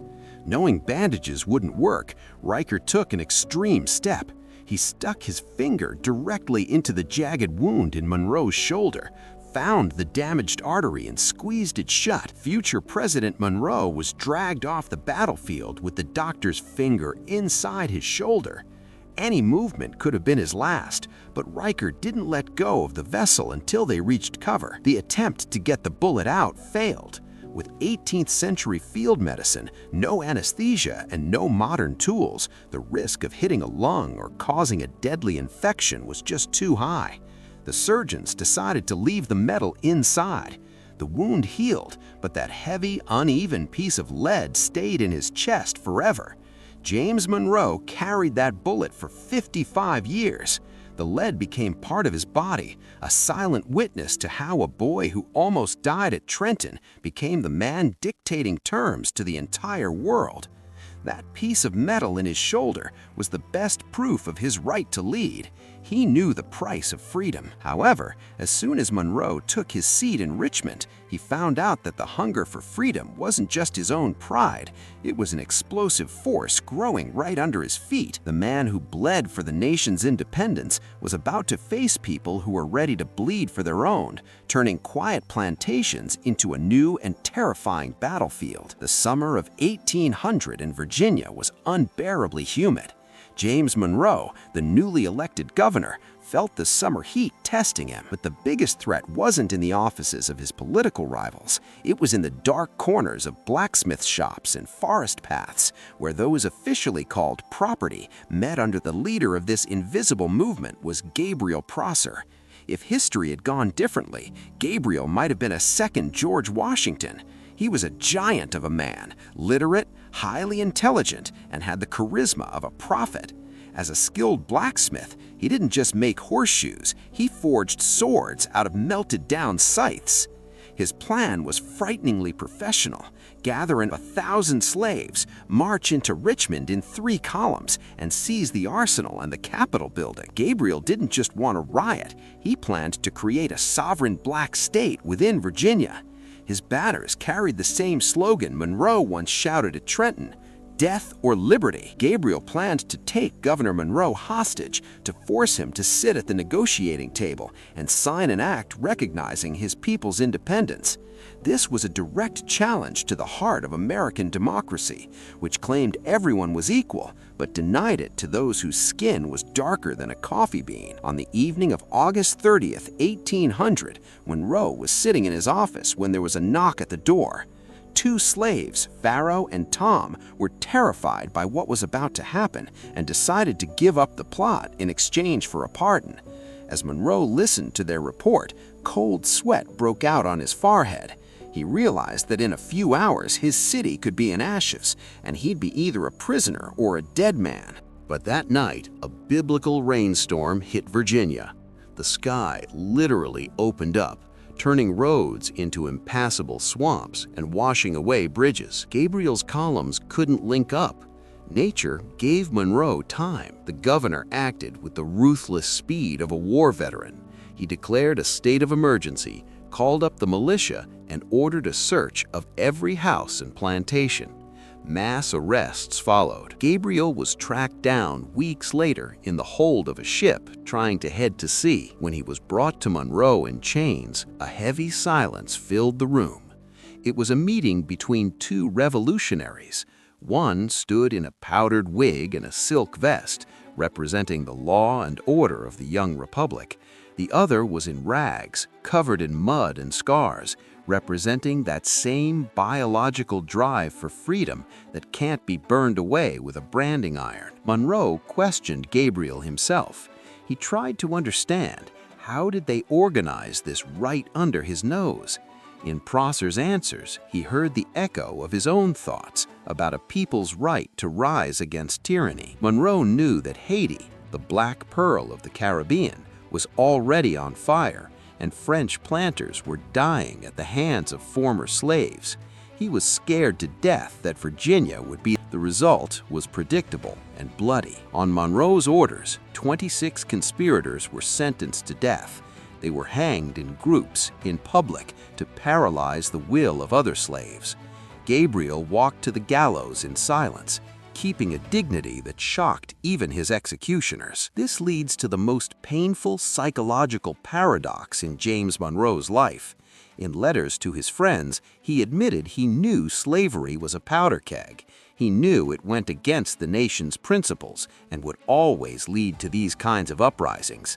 He saw a reflection of the 1776 heroes in Gabriel, but as a politician and a planter, he did nothing to change the system.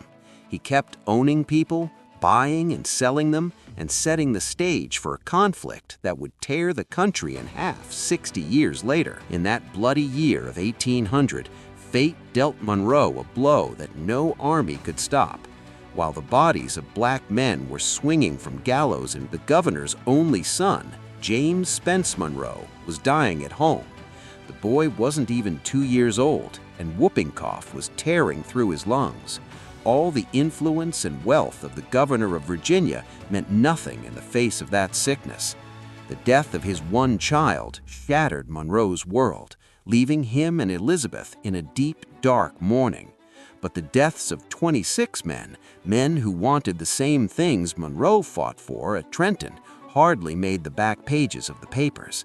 They called it a necessary security measure. That contrast, the value of one life in his circle versus the complete worthlessness of lives outside it, became a hidden scar on his conscience. Monroe stopped the rebellion, but he couldn't stop the fear. He realized America wasn't just a land of opportunity, it was a land soaked in silent anger. That fear of a Haiti scenario would soon push him into the riskiest deal in human history, with the very existence of the continent on the line. After putting down Gabriel Prosser's rebellion at the cost of 26 lives, Monroe quieted Virginia for a while, but he couldn't quiet history itself. While he mourned his son and fixed things in Richmond, a fire was already burning in the Caribbean that would either swallow the American dream or lift it higher than ever. In the spring of 1803, James Monroe was back on a ship to Europe. Thomas Jefferson sent him to Paris on a mission that would decide if the United States survived as one nation. The smell of salt spray and tar reminded him of being young, but the weight on his shoulders felt heavier than that lead bullet. In his pocket, Monroe had instructions: buy New Orleans and a strip of land near Florida. The budget was $10 million. If France said no, Monroe was supposed to go straight to London to team up with England. There was no third option. At that time in Paris, Napoleon Bonaparte had just become consul for life and was dreaming of a world empire. Monroe His went plan on a was lengthy huge journey and to scary. western New York. Use the Mississippi Valley as a massive farm to feed France's richest colony, Saint-Domingue, now known as Haiti. Napoleon planned to bring back slavery in Louisiana and turn the New World into a French stronghold. For America, that was a death sentence. Locked between British Canada and Napoleon's Louisiana, the young republic would have choked before it could even get started. But fate had a different architect. His name was François-Dominique Toussaint Louverture, a former slave turned general. Louverture turned Haiti into a nightmare for Napoleon's dreams. While Monroe was crossing the Atlantic, the 50,000-man French army sent to crush the island was literally melting away. They weren't just being killed by Haitian bullets, but by a hidden enemy, yellow fever. Soldiers died by the hundreds every day, turning black from the sickness. Haiti became a graveyard for Napoleon's best troops. In a rage, Napoleon realized that without Haiti, the huge Louisiana territory was just a useless, unprotected piece of land. When Monroe stepped onto the streets of Paris, he expected months of hard negotiations. Paris back then smelled like more than just perfume and fresh bread. It smelled like the gunpowder of a coming war with England. Napoleon needed money fast, and he didn't want to spend it on American jungles anymore. Monroe's meeting with Napoleon was a clash of two worlds. Napoleon, short, energetic, with ink-stained fingers. Monroe, tall, slow-moving, wearing his old-fashioned knee breeches, a man of the Enlightenment. "Why do you want just one city?" Napoleon's minister Talleyrand asked on the consul's orders. "Take it the whole continent." Monroe was stunned. Instead of just New Orleans for $10 million, they offered him all of Louisiana, 800,000 square miles, a territory that would double the size of the U.S. for only $15 million. That was less than 3 cents an acre. The drama was that Monroe didn't have the power to make that deal.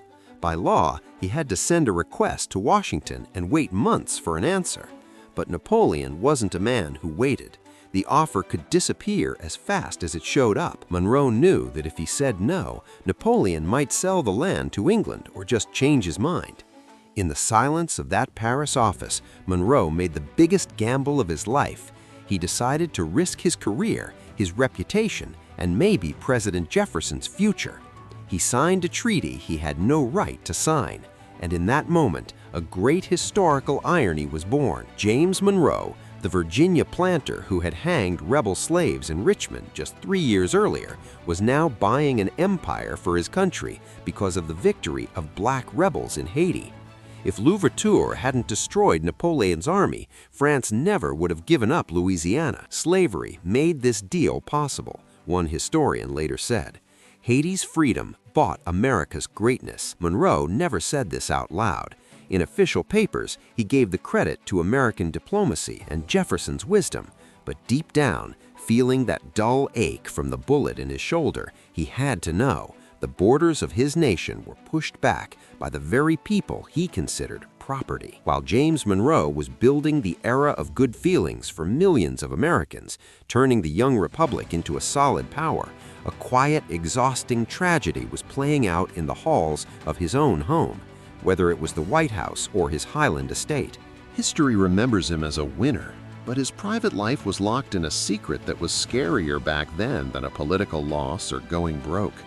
In 1817 Washington, nasty rumors were flying.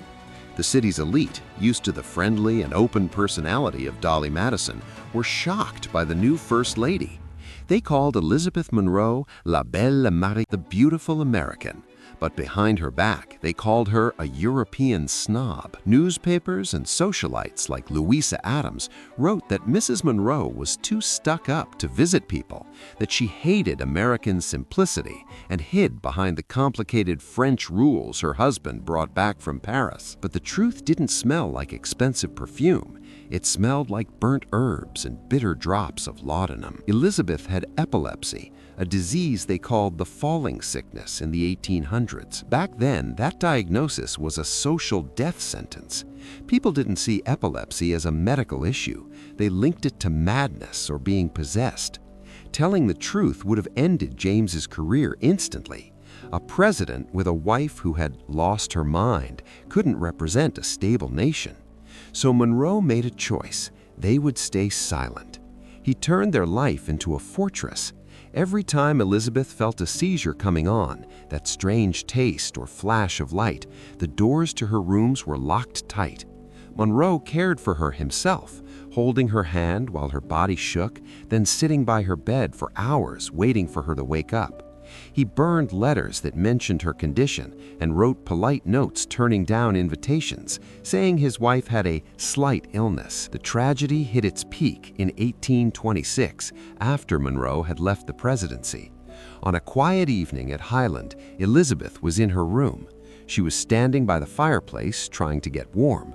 The sickness often gave her chills. The seizure happened in a second. She fell before she could even scream, and her thin silk dress caught fire from the open flames. When James ran into the room, smelling the smoke, Elizabeth was already lying in the fumes. Burns covered a third of her body. From that moment on, their life became a never-ending medical nightmare.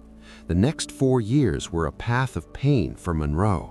The man who had run a continent was now helpless against the suffering of the only woman he ever loved. He looked for the best doctors in New York who specialized in nervous disorders. He studied medical books, trying to find anything from new diets to electric baths that might take away her pain. Elizabeth was dying slowly, inch by inch. She barely knew who he was, but he kept spending his last bit of money on her treatment, going deep into debt just to buy her a few hours of sleep without agony. This quiet struggle in the Highland bedroom was the other side of his great doctrine. He was trying to protect a whole country, but he couldn't protect his own home. If Monroe's private life was built on hiding the truth, his public self was built on a grand legend. James Monroe was an American Republican through and through, but he truly believed that the blood of Scottish aristocrats ran in his veins. This was his private point of pride, his invisible coat of arms. Monroe proudly told his daughters the story of their ancestor, Andrew Monroe. According to the family story, Andrew wasn't just a settler, he was a cavalry captain and a loyal royalist who fought for King Charles against the tyrant Oliver Cromwell. The legend said that after the bloody Battle of Preston in 1648, where the Scottish army was crushed, Andrew was taken prisoner. Cromwell, wanting to get rid of dangerous rebels, sent him to Virginia as a captive. For James, this wasn't just a tall tale, it explained who he was. He saw himself as a descendant of the warriors of Clan Monroe of Fula, barons who had ruled lands in the Highlands since the 12th century. His grit, his drive to own land, his old-school gentlemanly ways, he believed all of it was a genetic gift from those exiled aristocrats. When he wore his knee breeches and powdered wig, he was subconsciously stepping into the shoes of those barons who lost everything but kept their honor. But there was a problem that bothered historians and genealogists for years. The archives were empty. No church record in Scotland and no shipping log proved that the Andrew Monroe in Virginia was the same Andrew from the Foulis clan. After the Battle of Preston, dozens of men named Monroe were on the prisoner lists. It was a very common name. There was no direct evidence. As America became more democratic, historians started calling the story a planter myth. They joked that every wealthy Virginian tried to claim they were related to European lords to justify their right to rule over others. Monroe looked like a man who had built a castle on sand, a great president whose family tree was just a nice story told by the Scottish archives stayed silent. There were no seals, no land grants, and no letters linking the two sides of the ocean. It seemed like the secret of Monroe's roots would always be a guess, and his aristocratic pride was just a way to make up for a simple childhood on a farm. But Monroe didn't know that the biggest piece of evidence wasn't in the dusty books of Edinburgh, it was locked inside his own body, in the very molecules that gave him his eye color and the shape of the shoulder where a bullet once landed. James Monroe left behind thousands of letters, diplomatic papers, and secret documents. He hid many of them in secret desk drawers or burned them before he died. He was a master at controlling information, but he had no idea that he couldn't hide or burn the most important facts about himself. They were printed into every cell of his body. For over 150 years, the Clan Monroe legend was treated like romantic junk. Historians accepted that we'd never know the truth, but in the early 21st century, science did what no record keeper could. Geneticists from the Monroe DNA Project began hunting for the president's biological code. Since Monroe's body wasn't available, researchers started collecting DNA samples from his direct male line descendants, men who still carried his last name and his Y chromosome. It was a real detective story. They had to prove a family line going back 8 generations to make sure the genetic trail hadn't been broken. In the quiet labs of family tree DNA, they started a molecular interrogation. Scientists looked for specific markers, invisible signatures of ancestors that don't change for thousands of years. What they found when the computer finished its work forced researchers to rethink everything they knew about the founding fathers. The blood of Monroe's descendants gave a result that couldn't be faked. They carried a very rare haplogroup that turned out to be a perfect match for the DNA of the current chiefs of Clan Monroe in Scotland. It was a 1 in a million biological match. The legend Monroe held onto his whole life, the one historians thought was a lie, turned out to be absolutely true. The blood of exiled barons really did run in his veins, but this discovery raised a new, even deeper question. How did that ancient code of warriors and royalists shape the creation of the world's most powerful republic? And what other truth is hidden in his DNA that links him to the most unexpected people in history? To find the truth that James Monroe took to his grave, researchers had to do more than just look through old files. If you ever visit Hollywood Cemetery in Richmond, you can't miss his grave. It's more than a tombstone, it's a massive structure known as the James Monroe Tomb, or more commonly, the birdcage. The giant sarcophagus, surrounded by a Gothic iron cage, looks like it was built not just to honor the president, but to lock him inside forever, away from the prying eyes of the living. In 1858, almost 30 years after Monroe died in New York, the state of Virginia decided to bring its great son home. His remains were dug up and reburied in Richmond with high honors. But history played a trick on Monroe. Just a few years after the ceremony, the Civil War broke out. Richmond became the capital of the Confederacy and was later burned. In the fires that hit the city when the Southerners retreated, thousands of documents and maps were lost, including the details of the move. When the Monroe DNA Project geneticists got to the birdcage in the 2000s, they realized they couldn't get to the president's bones. The iron bars and the heavy stone base meant they couldn't take a sample without destroying a national landmark. Monroe, like a true old-school diplomat, had protected his biological secret with a wall of iron and stone. But geneticists are a new kind of archaeologist. They don't always need bones if they have a living connection to the person. A massive hunt for a sample began all across the United States. The geneticists needed someone carrying the holy grail of genealogy, the Y chromosome of James Monroe. This was a massive undertaking. To solve the mystery, researchers needed to find a man who was a direct, unbroken male descendant of Monroe. The problem was that the president himself had no surviving sons to pass on his name or his DNA. The trail appeared to go cold. Investigators had to widen their search, looking toward James's brothers and distant male line relatives whose ancestors settled in America back in the 17th century. After months of digging through archives, church records, and census data, they found a man living a normal life in the South.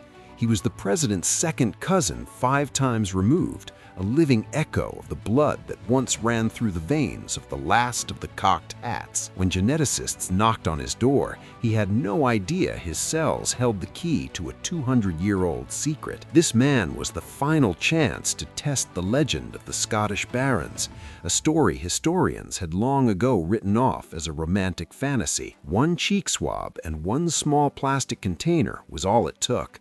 2 centuries of silence were about to end. The sample arrived at a Houston laboratory in a sterile envelope.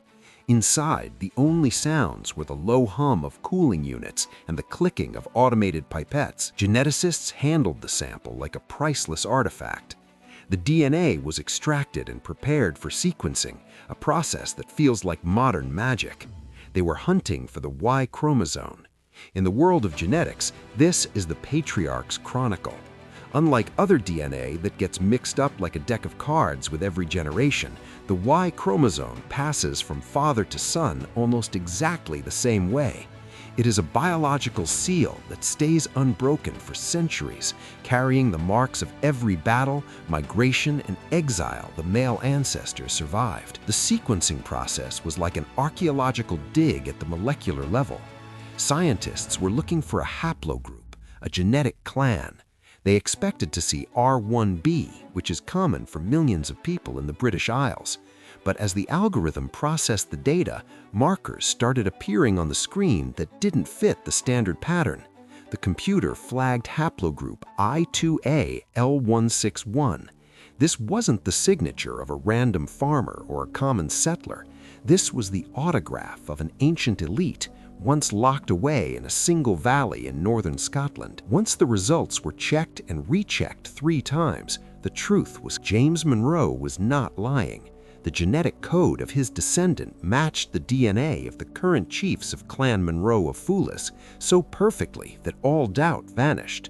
But this discovery brought something even bigger than a confirmed family tree. Haplogroup I2A-L161 is a biological outsider in the British Isles.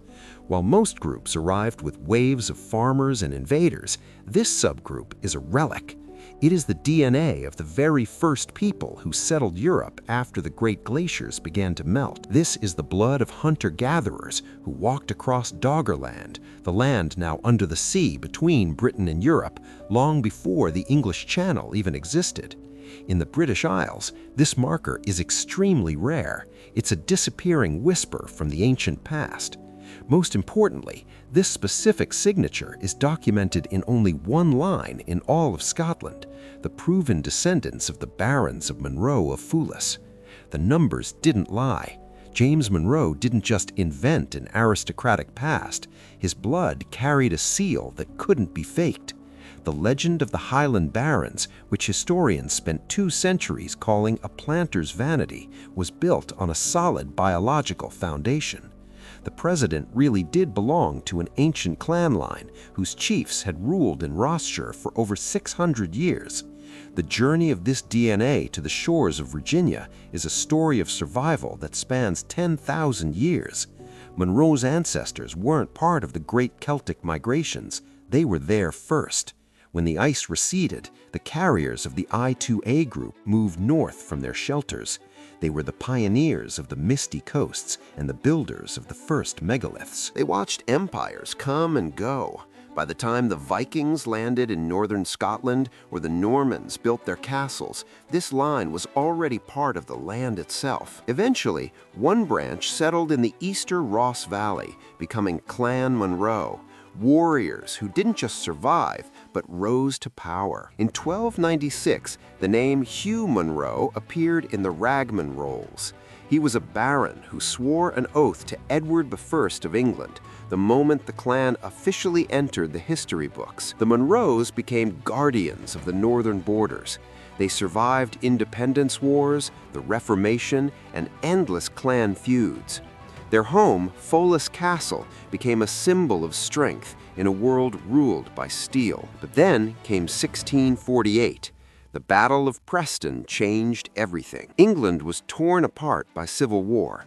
The Scottish Royalist Army, loyal to King Charles I, faced off against Oliver Ironsides. It was a slaughter in the mud and rain. The Scots were crushed, and Cromwell took thousands of prisoners. Among them was Andrew Monroe, the president's great-grandfather. To Cromwell, he wasn't a baron or a gentleman. He was an enemy of the state. The punishment was brutal. Exiled to the colonies, Andrew was loaded onto a ship headed across the Atlantic.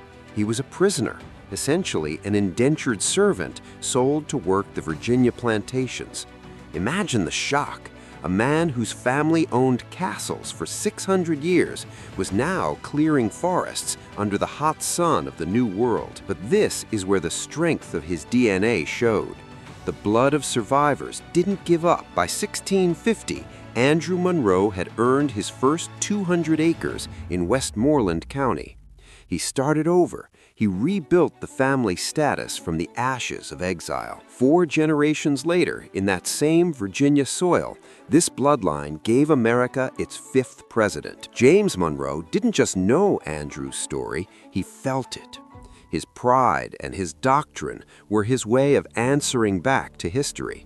He built a country where no Cromwell could ever declare him a prisoner again. But the biggest shock of the Monroe DNA project was still to come. A genetic code isn't just a link to the past, it's a thread connecting people who seem to live in different universes. When scientists compared the president's DNA to a database of others with the Monroe name, they found a startling link. The genetic code I2A-L161, the rare signature of the Folis Barons, showed up in the most famous woman of the 20th century. Born Norma Jean Mortensen, she carried the name of her mother, Gladys Pearl Monroe. Gladys came from the same line of settlers as James Monroe. Geneticists confirmed it.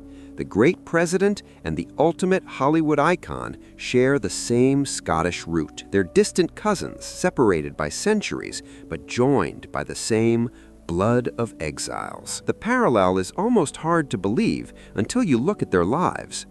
Both became icons of America. Both lived the American dream, yet both carried deep personal wounds and family secrets. Monroe hid his wife's illness and his debts.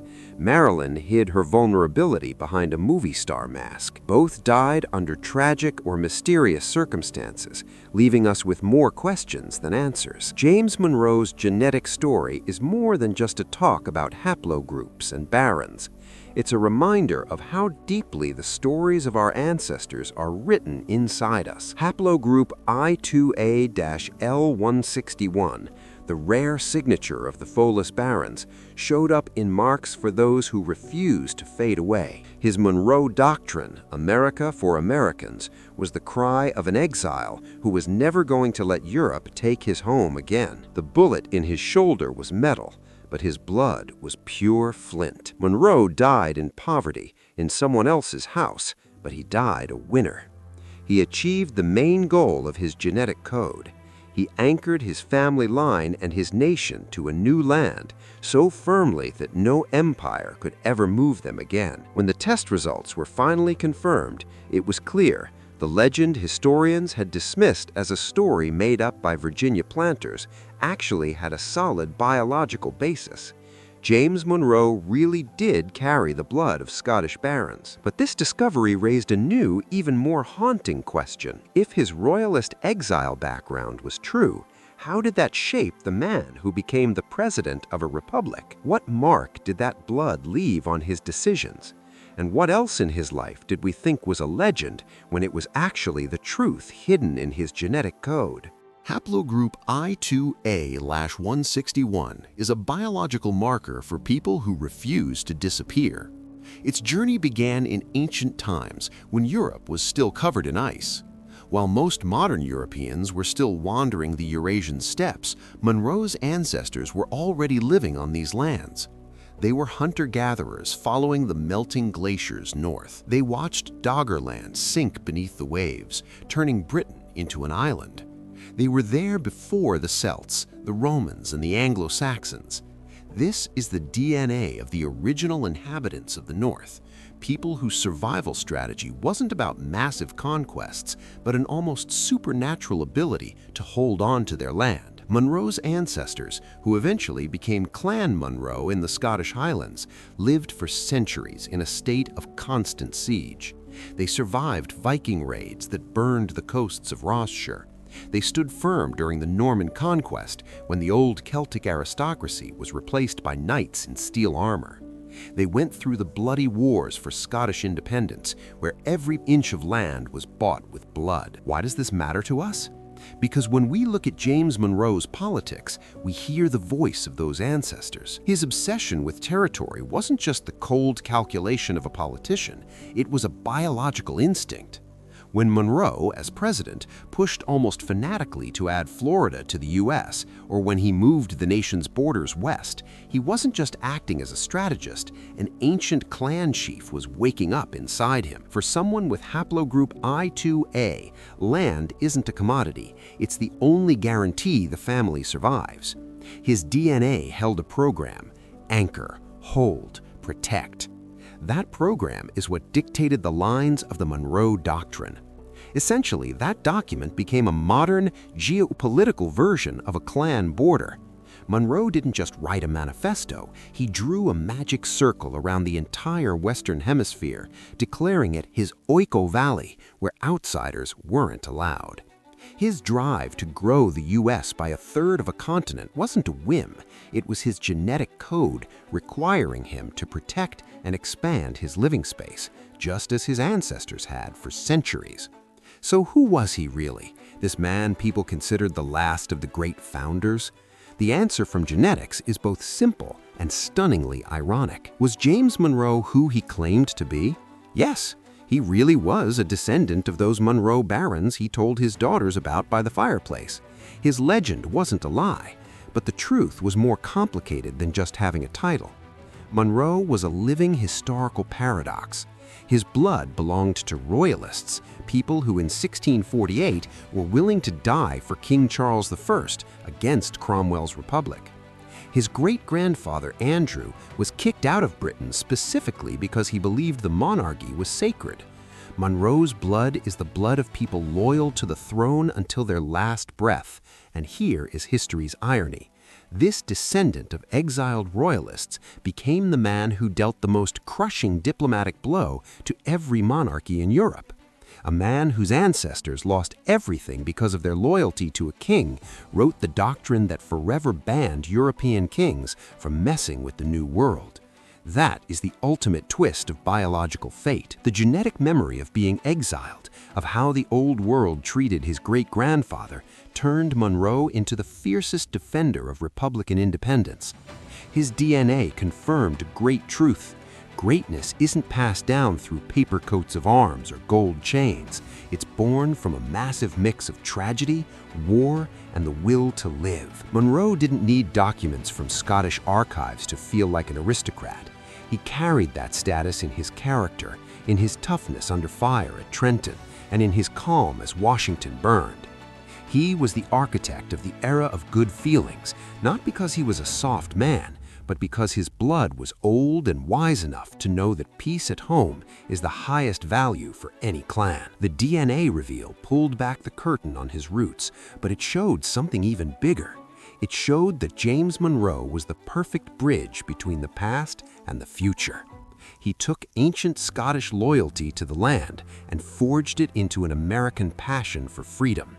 He closed the door on European monarchs using the same key that once locked his great-grandfather's royalist prison cell. In the end, we realize the Monroe Doctrine isn't just a political text, it's the biological manifesto of the Monroe line, adapted for an entire continent. It's the story of how the blood of exiles, hardened in the cold Highland mountains, found its true home and turned it into an unshakable fortress. While America celebrated its power and growth, its fifth president was fighting his hardest and most hopeless war, a war with debt. Monroe's financial collapse wasn't because he was reckless or bad with money. It was a bankruptcy of honor. For decades, Monroe served as a special envoy in Paris, London, and Madrid. Back then, diplomacy required huge personal spending.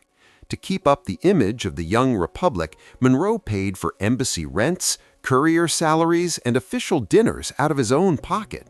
He did this truly believing the government would pay him back every cent. But when it was time to settle up, he hit a wall of heartless bureaucracy. Congress demanded detailed receipts for every penny spent 20 years earlier. In the middle of wars, ocean crossings, and the chaos of Napoleonic Europe, keeping every scrap of paper was impossible. For politicians in Washington, a missing receipt was the perfect excuse to say no. By 1825, his personal debt hit a staggering $75,000. In today's money, that's over $2 million. In Monroe's time, it was enough to crush anyone. The end came fast. In 1825, the Bank of the United States seized his beloved Highland estate, the home that smelled of oak and lavender, where he wrote his doctrine and planned the nation's future, no longer belonged to him. It was a brutal blow to his identity. The man who added millions of acres to the U.S. suddenly found himself with nowhere to call home. A year later, he made his most painful choice. To pay off his creditors, including America's first multimillionaire, John Jacob Astor, Monroe was forced to sell what he called his property. He sold 17 enslaved people, men, women, and children who had lived at Highland for decades. The logical planter and defender of freedom faced a horrifying truth. His own financial survival was paid for by tearing apart the families of people who had no voice. The sadness of that moment stayed as a shadow over his legacy forever. Left with nothing and having lost his wife, Monroe moved to New York to live with his daughter, Maria.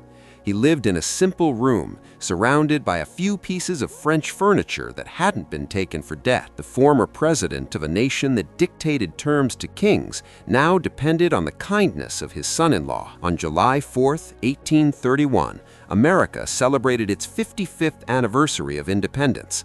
The streets of New York were packed with cheering crowds, cannons were firing, and fireworks filled the sky. In a quiet bedroom on Prince Street, James Monroe took his last breath. Fate worked in a mysterious way. He became the third founding president to die on Independence Day, following Jefferson and Adams. It was as if history itself was waiting for that symbolic moment to take the last guardian of the revolution. The contrast was hard to take. The man who gave his country Florida, bought Louisiana, and secured the safety of an entire hemisphere died so poor his family couldn't afford a proper funeral. He grew America's borders by 1/3 of a continent, but on the day he died, he didn't own a single patch of dirt for his own grave. He was buried in New York, away from home, in a simple vault provided by friends. James Monroe spent his whole life dreaming of his noble roots. He believed in the blood of Scottish barons and exiled warriors, a heritage that gave him the right to stand with kings. During his life, people mocked him for it, calling him a snob and a dreamer. Historians thought his claims were just noise. But in the early 21st century, when geneticists cracked his code, the world learned the truth. The blood of the Scottish Monroe barons really did flow through his veins. His intuition, his dignity, and his unbreakable will were all built on a solid biological foundation. What does your biological code hide? Have you ever taken a DNA test to see whose blood is actually running through your veins? Maybe you're carrying the mark of warriors, exiles, or kings yourself and don't even know it. Share your story in the comments.